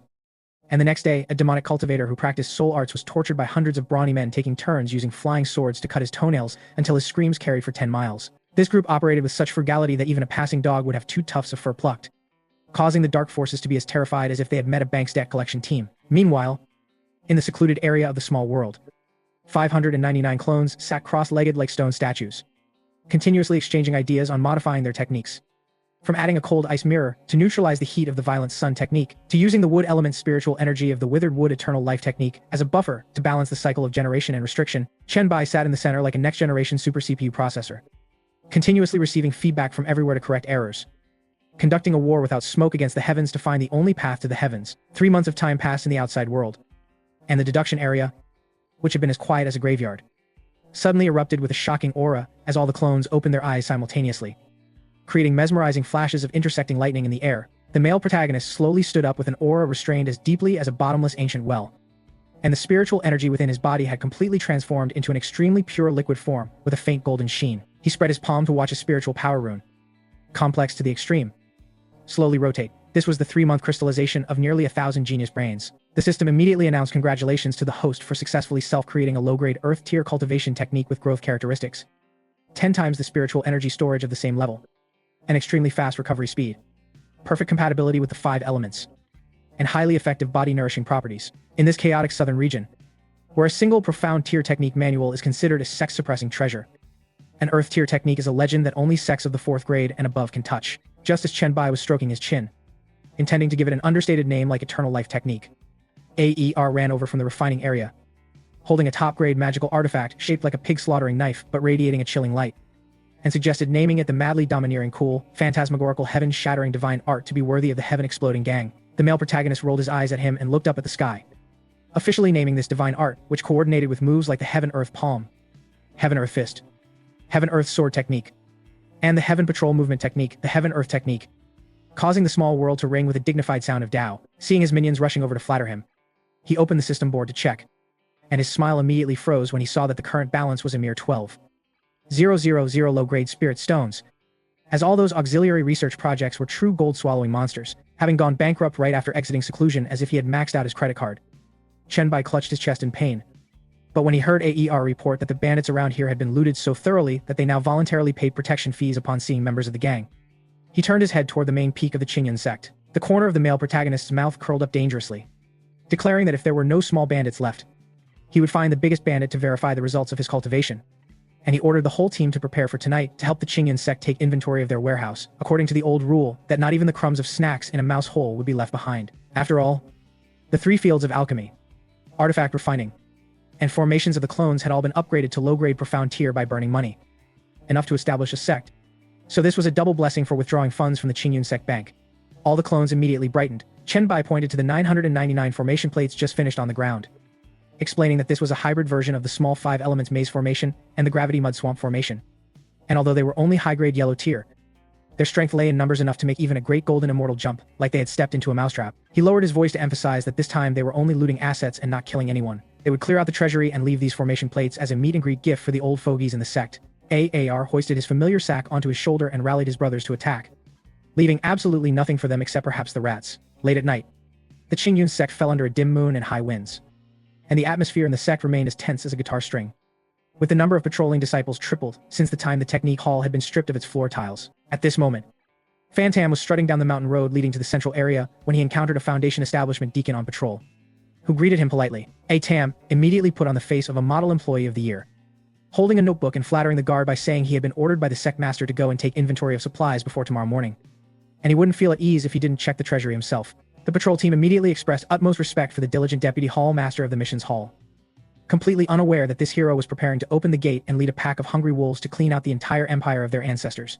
Tam waved his hand, putting on the appearance that loyalty to the sect was the core duty of a diligent employee, and then slowly walked toward the forbidden area of the back mountain where the treasury was located. This place had 2 early-stage Golden Core elders guarding it day and night like human-powered security cameras, along with a defensive array always maintained at red alert status. Tam did not dare to go too close, only stopping by a rockery more than 100 jang away from the treasury gate to act as eyes and ears. The very next moment, space vibrated slightly, and he immediately retreated according to the safe extraction script of a Hollywood action movie. Without any warning, 999 figures appeared like ghosts from thin air, exactly like a Dark Legion launching a surprise raid, almost as soon as they touched the ground. All the clones simultaneously took out the formation plates from their chests and slammed them onto the ground, with spiritual energy activating at a speed faster than you hitting the place order button on Black Friday. The 2 Golden Core elders guarding the treasury gate reacted extremely quickly, and as soon as they felt the spatial fluctuations, they immediately deployed their defensive magical artifacts, but someone was faster than them. As AR shouted to watch out for projectiles and waved his hand, throwing 2 black objects, the 2 elders instinctively erected spiritual energy shields to cover themselves, but they had been trapped by the male protagonist in a painful way. Boom boom, those 2 objects exploded, and they were not thunderfire beads, nor any high-end poisonous gas, but 2 custom-made giant bags of lime powder mixed with super spicy chili powder. Taking advantage of the moment, the 2 elders were blinded and their spirits were shaken. The dozens of clones in charge of the formations rushed to the front of the treasury gate like professional locksmiths. There was no need for forced entry, as Tam had already obtained the treasury's formation blueprints beforehand. Now, dozens of people worked together to crack the lock, no differently than using the original key to open the front door, causing the heavy bronze gate to crack open with a dry sound. AER kicked the heavy door open, leading hundreds of people inside like hungry tigers to carry out the biggest harvest in history. The hundreds of people remaining outside continuously threw formation plates onto the ground, covering the area in front of the treasury with countless overlapping formation runes that flashed with a light that would make anyone's scalp tingle, resembling an anti-tank minefield. At the same time, from the direction of the Qingyun sect's main peak, several powerful auras shot straight into the sky, accompanied by an angry roar that echoed through the blue clouds. The sect master broke through the air, followed by the discipline hall master and the various peak masters with towering killing intent, driven mad because the technique hall had just been robbed not long ago, and now the opponent was directly targeting the treasury, as if they considered the Qingyun sect a zero-cost inn where they could come and go as they pleased. Before the person had even arrived, a giant Fangtian Great Seal from the sect master smashed down from the air, carrying the late-stage Golden Core pressure without any restraint. Yet the moment the Great Seal was about to descend, the ground suddenly erupted with the eerie mist of the traps. Then the flat land immediately transformed into a swamp, and countless vines emerged from the ground, madly wrapping around everyone. The sect master snorted coldly, dismissing it as a cheap trick, and controlled the seal to radiate brilliant golden light to crush the vines in an instant. But immediately afterward, his expression changed completely when he realized that these were clearly countless formations designed by our male protagonist to overlap in a multi-level marketing style. Breaking the vines would activate a poison formation. Blowing away the poison formation would lead to an illusion formation. And after breaking the illusion formation, the ground under their feet would immediately turn into a gravity formation, making them stumble. Each formation was not enough to injure a Golden Core expert, but they were able to annoy them and delay them for a moment, creating a chaotic matrix that would make even a nascent soul ancestor dizzy if they arrived here. An elder proficient in the path of formations was so angry that his beard stood on end because of this patternless, completely disordered way of arranging formations when he had just solved a 5 elements formation. Inside, it was nested a self-destruction formation, exploding until his face was covered in soot like he had just crawled out of a chimney. The sect master roared, ordering them to force their way through the formations instead of sitting there deciphering them, because if it dragged on, even the rats in the treasury would move house. The high-level members of the Qingyun sect madly bombarded the sea of formations below, creating thunderous explosions. But it was already too late for the peak IQ of Chen Bai. Inside the treasury, AER was directing the men to scramble and clear out the warehouse when their storage bags were full. They stuffed goods directly into their tunics, even emptying a pile of snacks onto the ground to fill his large storage pouch. Only after dumping the snacks did he realize the crate, made of precious golden thread Nanmu wood that could be sold for a high price, was valuable. So he casually carried away the container without leaving a single thing behind. The thousands of years of accumulation of the Qingyun sect truly helped our protagonist strike it rich, as low-grade spirit stones were piled into mountains. Medium-grade spirit stones filled several large chests, and there were countless rare refining materials and century-old medicinal herbs. The clones were like a swarm of locusts sweeping through crops where they passed, let alone treasures.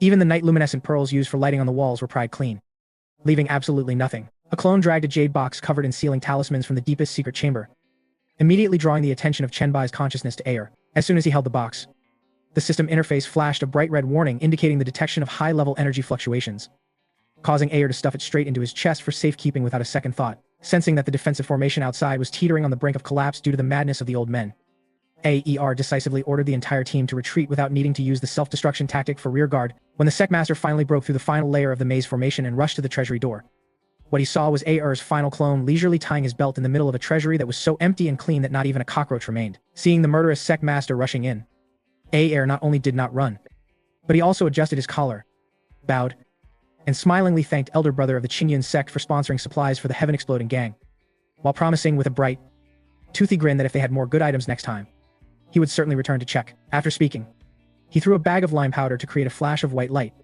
then used the system's teleportation to vanish without a trace, leaving the enemy helpless. The Sectmaster looked at the treasury, which was cleaner than the wallet of a shopaholic after Black Friday, and the blood rushed to his heart, causing him to spit out a long stream of blood and nearly collapse to the ground amidst the insults. The main hall of Qingyun was brightly lit throughout the night, as even the supreme elders who were in seclusion were stirred, because the treasury being emptied twice had seriously shaken the foundations of the sect. The head of the discipline hall wore a face as dark as water, asserting that there was a space-locking formation around the treasury so the enemy could not have teleported in from the outside, thereby concluding that there must be a high-level traitor in the sect assisting them. The supreme elder rasped like an owl in agreement that only someone within the sect could tamper with the formation, making the Sectmaster's face turn white with bloodshot eyes.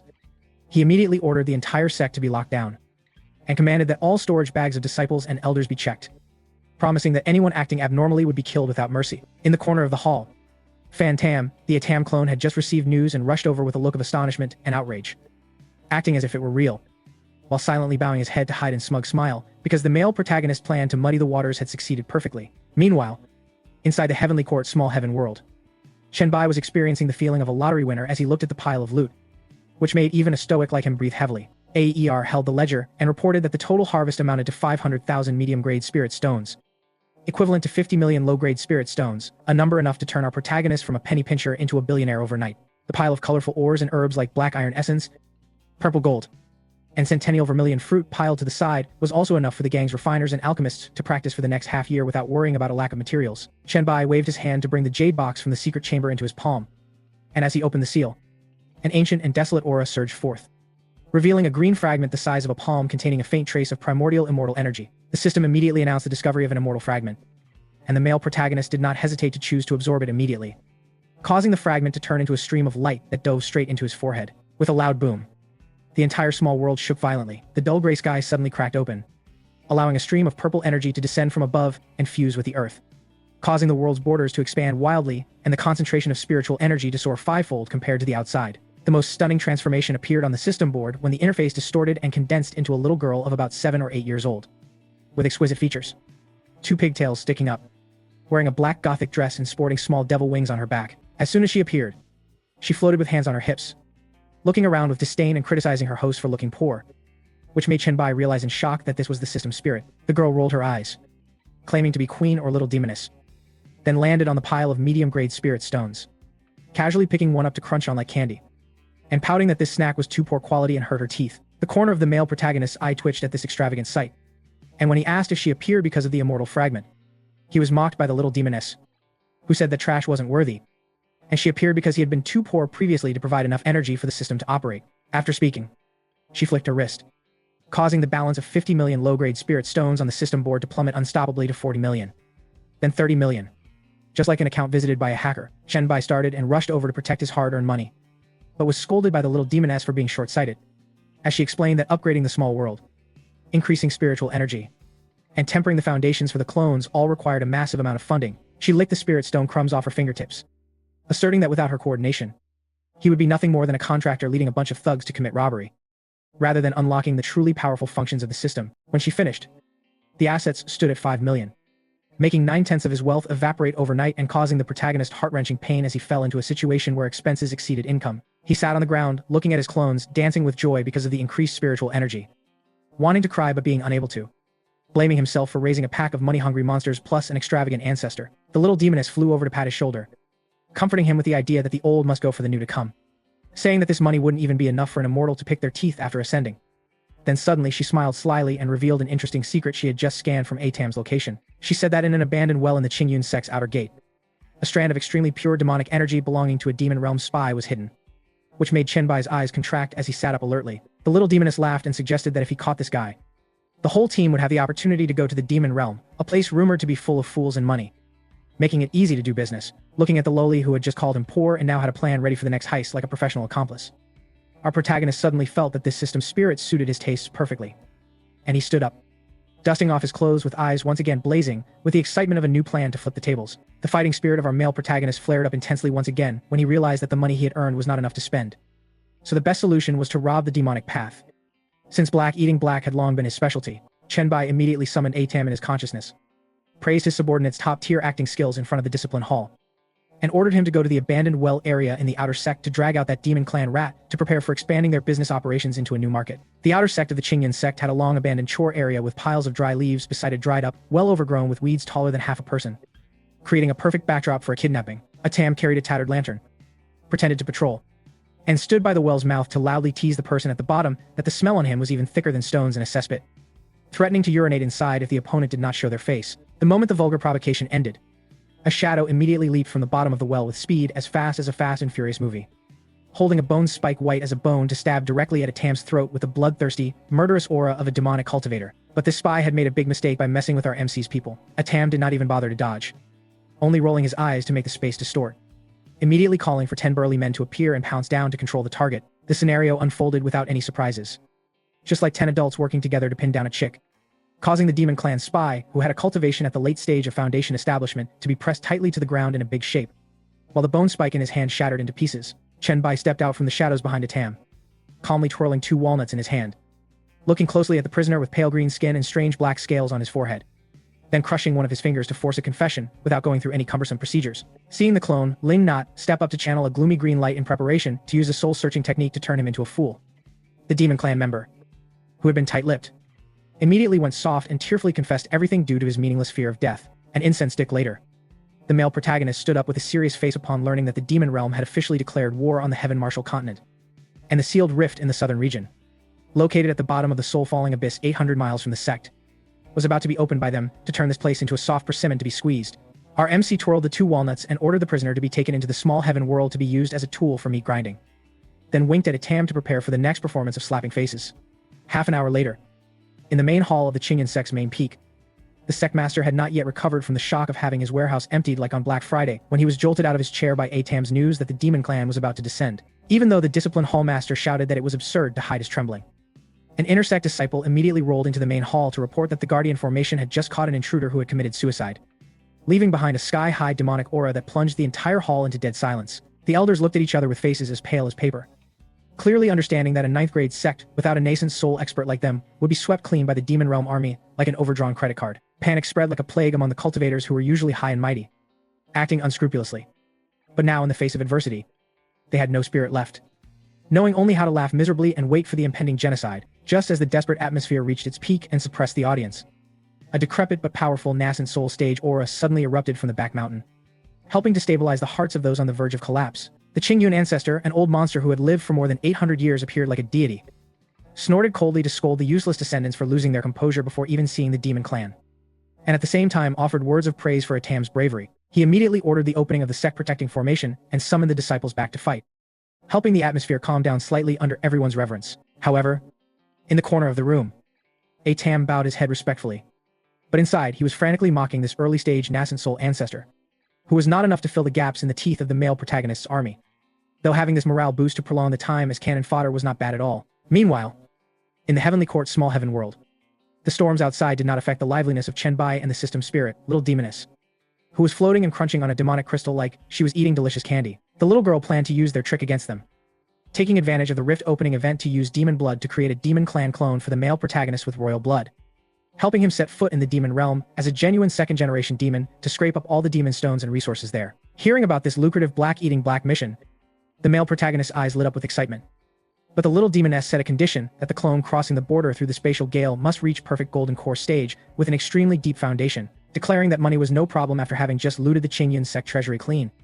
Chen Bai waved his hand majestically and ordered the system to deduct the funds to summon 9,000 new clones and upgrade the entire team to the Foundation establishment perfection. The ground of the small heaven world shook violently as 9,000 newly born clones lined up neatly like a mighty army, combining with the old clones to create a sea of people that could make the world change color. Not stopping there, he took 3 core formation fruits, spoils of war, snatched from ancient immortal ruins and gave them to Lin Not, who sat in the middle of the spiritual pond to absorb the massive medicinal power to break through his realm. Nearly 10,000 clones sat down simultaneously to connect their thoughts, frantically transferring spiritual energy and stacking insights into the great Tao, operating the Heaven-Earth technique to compress the sea of spiritual energy into a perfect 9-pattern golden core of legend without fearing the lightning tribulation of the outside world. At the same time, in the demon realm, the Drunk Immortal Tower appeared as the largest money-burning pit of the chaotic demon city, with the first floor being a giant beast-fighting arena full of blood and the insane screams of a violent crowd of anti-fans. Yuko led Zhonglu straight to the soundproof top floor and frankly made a proposal to take a risk by investing in his pure bloodline to act as a living billboard for her business. She set the condition that she would provide resources, support, and even herself, with a requirement that after restoring his strength, Zhonglu must help her kill someone and make her the exclusive resource supplier after he reclaimed his royal power. Our male protagonist immediately calculated with his high IQ, secretly mocking this wise woman for not knowing she was betting on a human race hacker wearing demon race skin. So he cheerfully reached out to close the deal in exchange for 10,000 low-grade demon stones and the high-grade profound tier technique manual. Heaven Patrol, blood-swallowing cannon. Taking the items, Zhonglu coldly chased the rich woman out to cultivate, making Yuko stunned before laughing at his young master temperament. When the room door closed, his cold image immediately collapsed, and Zhonglu ordered his 4 subordinates to dump all the demon stones on the table to prepare for energy replenishment. The little demoness manifested in the void, pouting and mocking the profound tier technique book as chaotic trash that easily drove people insane, proving that the cultural level of the demon realm was worryingly low. But before the male protagonist's question, she immediately snapped her fingers to show her game hacking status, synthesizing all the gathered immortal and demonic techniques to upgrade them into the improved version of the heavenly demon indestructible body, taking the body as a furnace to swallow all things to convert them into pure demonic energy. Ready for a scene of slapping the faces of the entire demon realm cultivation world with unrivaled strength. The side effect of upgrading the Asura blood-swallowing cannon into the heavenly demon indestructible body was that it brought about a terrible hunger that was difficult to describe in words. Before Zhonglu could even react, every cell in his body erupted with a frantic craving for energy, making the pile of demonic stones on the table look like freshly steamed, fragrant, and fatty braised pork belly. Our protagonist did not hesitate at all. He immediately grabbed 2 demonic stones and began circulating the violent cultivation technique, completely devoid of the cumbersome, snail-paced process of leading energy into the body like ordinary cultivators. The 2 stones in his palms shattered instantly like soap bubbles, transforming into 2 surging black energy streams that rushed straight into his body. His previously dried-up meridians were filled and expanded at a dizzying speed in an instant, helping our male protagonist level up continuously, vaulting straight from the early stage of chi refining to the middle stage with a series of crisp snapping sounds. This body, carrying a royal bloodline, was like a cosmic black hole, devouring the 1,000 demonic stones on the table at a speed visible to the naked eye, causing the subordinate beside him to tremble in terror as he watched his team's entire month of rations being consumed by their boss in just a single incense stick's time. However, that pile of low-grade demonic stones was merely a light appetizer at a movie theater, just enough to push him to the perfection of the chi refining stage. Although his current physical foundation was extremely solid, strong enough to kill the gate guard from before with a single punch, our MC knew full well that he could not just sit and wait for windfalls if he wanted to be full and recover his full strength. Hearing his subordinate report about the beast-fighting arena downstairs, where one only needed to sign a life-or-death contract to enter the ring consecutively to double the rewards, and especially if one defeated the ringmaster, one would pocket 10,000 medium-grade demonic stones, equivalent to 1 million low-grade ones. Zhonglu's eyes immediately turned red with greed for money, and he decisively stood up to head downstairs to earn a living. The atmosphere on the first floor of the arena was so frantic and suffocating that it could raise anyone's blood pressure. On the ring, a brawny pighead demon holding 2 blood-stained great hammers roared defiantly after having sent his previous opponent flying in 2 halves like a cut birthday cake. This early-stage demon general, equivalent to the Foundation establishment realm, possessed a 9-game winning streak, causing the gamblers in the stands to scream wildly while none dared to step up and throw their lives away to this naturally super strong guy. On the second floor, in a luxurious VIP room, the wealthy lady Yuko was lazily leaning against a soft chair, fanning herself with a round fan, when she froze in astonishment upon hearing her maid report that the fallen prince had just gone down to sign a life-or-death contract. In Yuko's eyes, someone who had just received resources less than half an hour ago, and whose aura hadn't yet stabilized but was now demanding to fight a life-or-death duel was nothing but a fool rushing to be reincarnated. So she coldly ordered that if he died, his body should be brought back to brew a few batches of blood pills, as there is no room for sentiment in business. Just as the referee was about to declare the pighead demon the winner, the male protagonist's clone landed gently on the ring without weapons or protective armor, revealing a chest covered in faint demonic patterns and bright red hair cascading down randomly. His pretty boy appearance and weak demonic aura immediately received a barrage of insults and sneers from the aggressive crowd below. Much like anti-fans swarming into a live stream, ignoring that pile of garbage talk, Zhonglu stood amidst a pool of blood with an indifferent expression, as if he were strolling in a back garden, calmly asking his opponent a fatal question about how much he was worth, then shook his head and declared that one move would be enough, feeling insulted to the extreme. The pighead demon roared in anger, swinging his two large hammers with the force of a mountain-splitting strike to seal off every escape route for the protagonist. On the second floor, Yuko shook her head slightly as if she had foreseen the tragic outcome.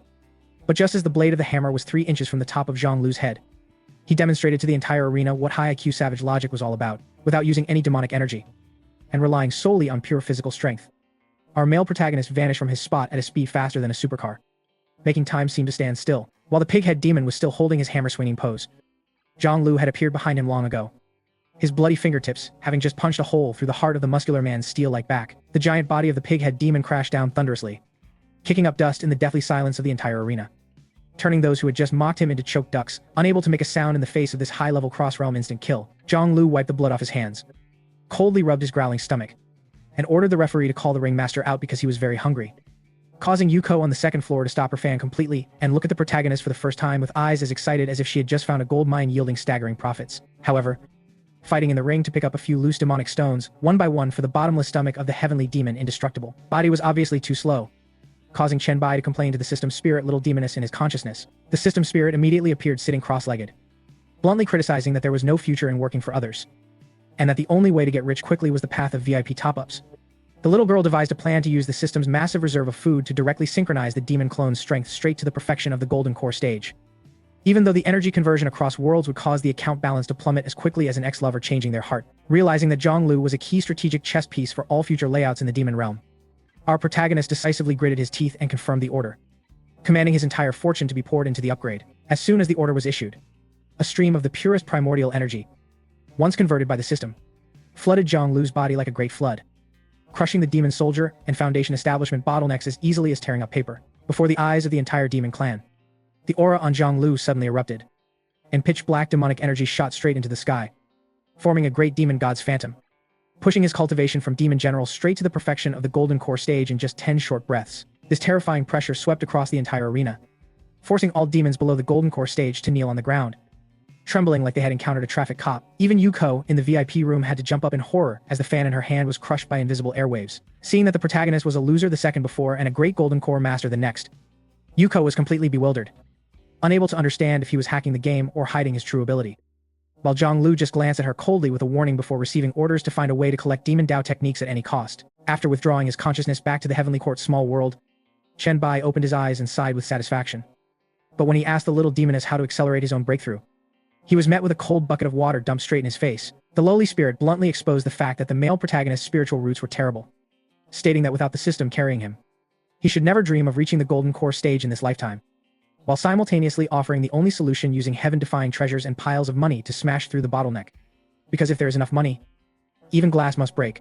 Looking at the balance of low-grade food items remaining after the investment in Zhonglu, our MC immediately displayed the madness of a desperate man, deciding to activate iron-fisted mode to conduct large-scale looting in order to accumulate resources. He immediately summoned 9,000 new Foundation establishment clones, accepted, draining his entire fortune to upgrade 5,000 of them to the perfection of the golden core stage while leaving the rest at the early golden core stage, and then loudly issued a supreme command that echoed throughout the small world. Accordingly, Adai was ordered to lead 2,000 early-stage golden core clones to sweep through all forbidden lands and dangerous areas within a radius of 100,000 miles using a human wave strategy, ensuring even the dust in the caves was brought back. AER was responsible for leading another 2,000 early-stage golden core clones to conduct a carpet search, digging up every single spirit stone mine, whether owned or ownerless, to be transported back to the base. Finally, he ordered ATAM to officially withdraw from his undercover position at the Qingyan sect, leading 2,000 perfect golden core clones to perform comprehensive tax collection duties, clearing out all sects and families regardless of whether they were righteous or demonic. Any who dared to resist were to be beaten until they knelt in submission,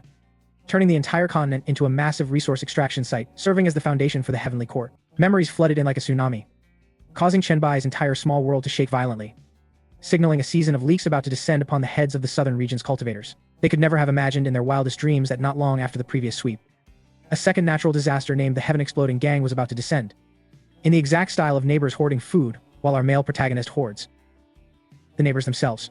This time, it was no longer petty thefts like stealing chickens at night, but a giant army of locusts consisting of 5,000 perfect Golden Core clones and over 10,000 early-stage Golden Core clones all moving at once, throwing the entire southern region into a state of panic where everyone was terrified by the rustling of grass. The shocking news spread as fast as a virus on social media. The 10,000 Beast mountain range in the north had been shaved clean overnight, and even the lair of the 7th stage Demon Emperor had been stripped bare without leaving a single hair. The Blood Fiend sect, a demonic sect with 3,000 years of heritage in the west, had its sect gates and guardian formation evaporated in the night, leaving a crater as if it had been hit by an atomic bomb. Even the largest spirit stone mine in the southern region, belonging to the Heaven's Eye sect, which was operating noisily yesterday, was only a bottomless abyss when visited today. And even all the slave laborers were humanitarianly rescued. The righteous and demonic cultivators began to wail and ask each other why this mysterious organization that only robbed demonic cultivators before now spared no one.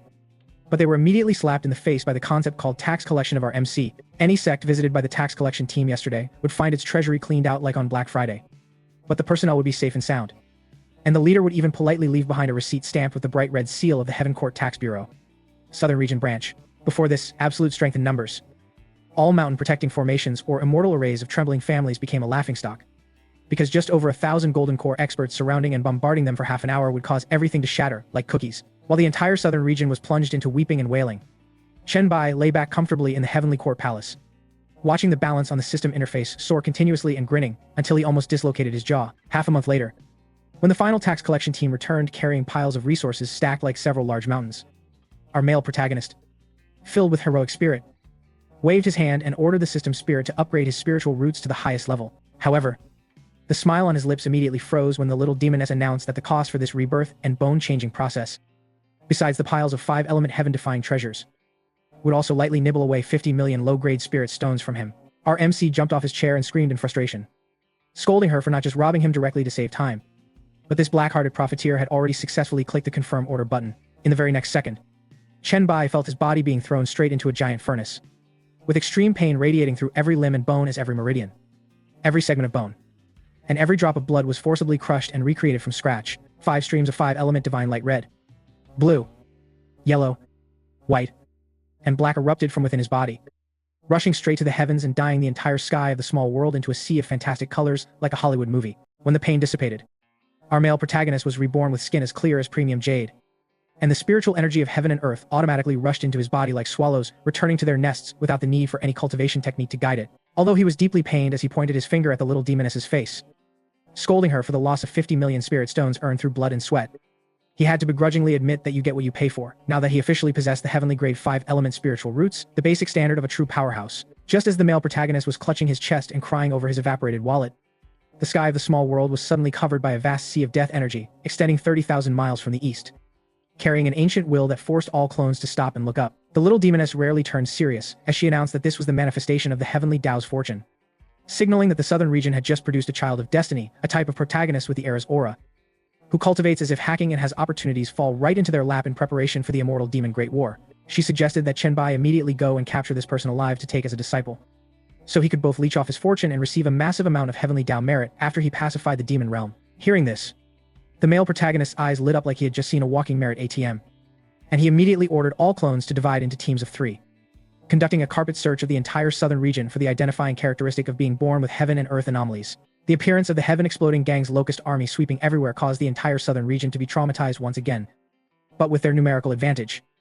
News was reported back just half a day later from a remote village named New Family Village. Here, the sky above the village was a complete mess, as over a dozen auras of old monsters ranging from golden core and nascent soul to a spirit transformation ancestor were grappling to compete for a newborn baby wrapped in death energy who had just been born in a hunter's home. As the righteous and demonic grandmasters were arguing about which sect the child belonged to, Chenbai, from the darkness, coldly ordered clone number 01 to prepare for teleportation, while all the others rushed out to seize the person. Immediately, a bizarre occurrence left all the powerhouses on the scene gasping in shock, as nearly 10,000 Golden Core cultivators of the Heaven Exploding Gang suddenly tore through the void and stepped out, linking their magic power into a giant formation that covered the battlefield with the demeanor of someone wanting to drag everyone down to hell with them. Nearly 10,000 people simultaneously unleashed the simplest energy attack.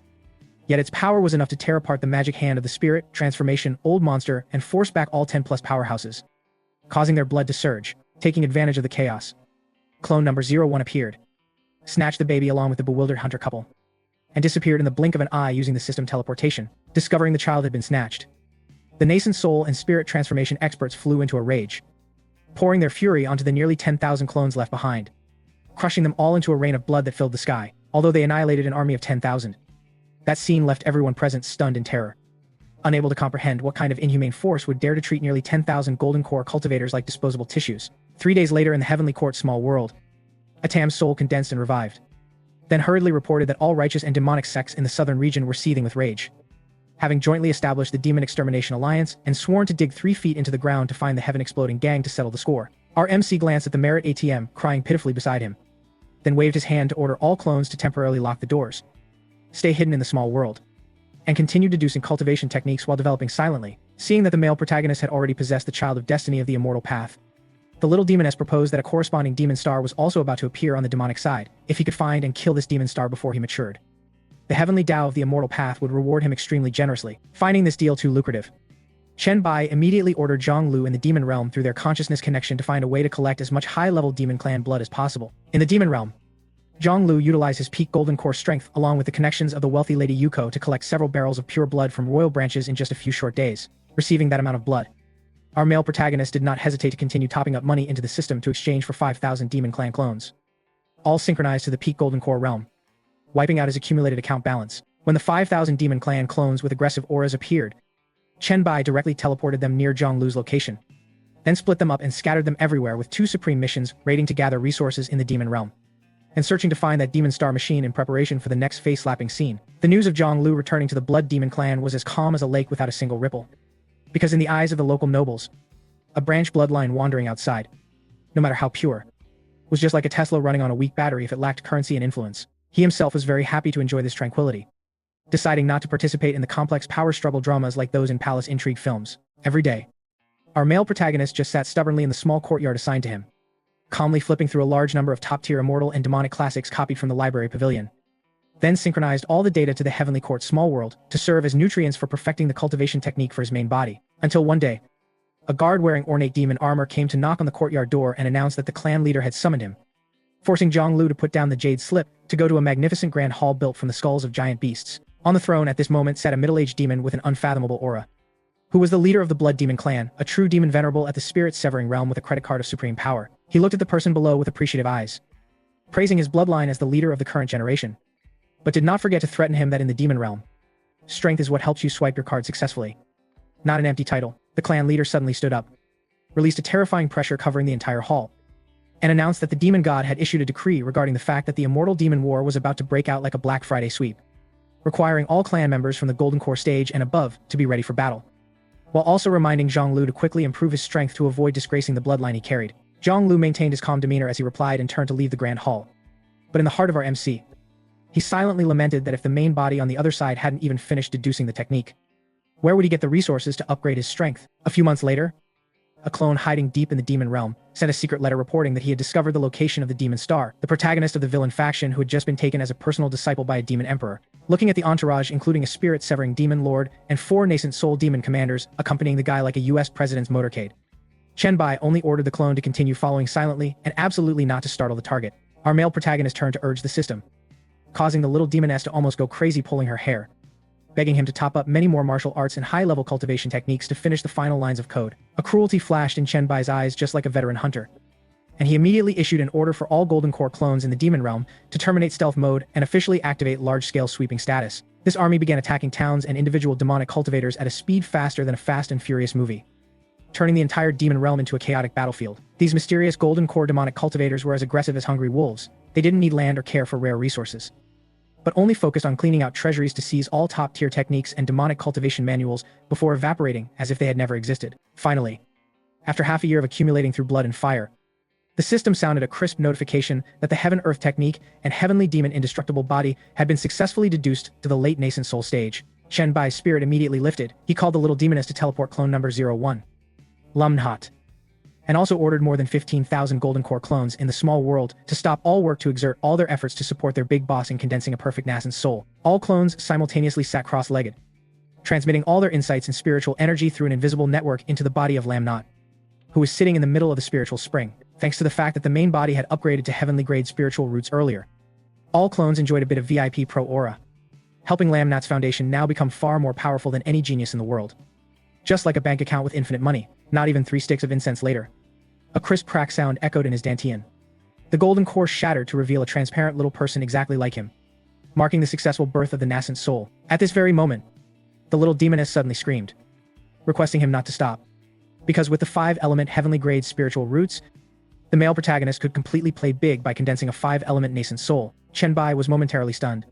But with his high IQ, he immediately increased the speed of energy transmission, causing the 2nd, 3rd, 4th, and 5th nascent souls representing metal, wood, water, fire, and earth to be born one after another. 5 nascent souls with different attributes began to rotate around the first little person and then suddenly merged into a single chaotic-colored nascent soul, releasing a terrifying source of power 10 times stronger than before. The very moment this peak fusion took place, the entire heavenly court small world shook violently. The concentration of spiritual energy soared, causing the world's scope to expand twofold, and simultaneously creating a completely new medium-grade spiritual vein underground to harmonize with the existing spiritual spring. This was the reward that the immortal Tao reserved for those who dared to follow the extreme path. And under this absolute blessing, Lamnot's cultivation began to advance frantically from the early stage to the middle stage, and then stopped at the late nascent soul level, feeling the massive source of power synchronized back to his main body. Our MC, filled with heroic spirit, ordered the system to deduct all remaining spirit stones to upgrade Zhang Lu and the 3 great generals to the late nascent soul stage. While all the remaining clones were upgraded to the early nascent soul stage, the amount of spirit stones stored in his wallet was immediately depleted as if after a shopping season. But in return, Chenbai now possessed 4 late nascent soul generals and a terrifying army of 15,000 early nascent soul cultivators, enough to balance the entire map. After completing everything, our male protagonist cast his consciousness down to the clone, tailing the demon star deep in the demon realm, looking at the young villain being protected by countless powerhouses in the center, like a star surrounded by a crowd of anti-fans. Oh no. Surrounded by guards, the corner of Chenbai's mouth curled slightly into a cold smile, ready to press the button to start a thrilling hunt.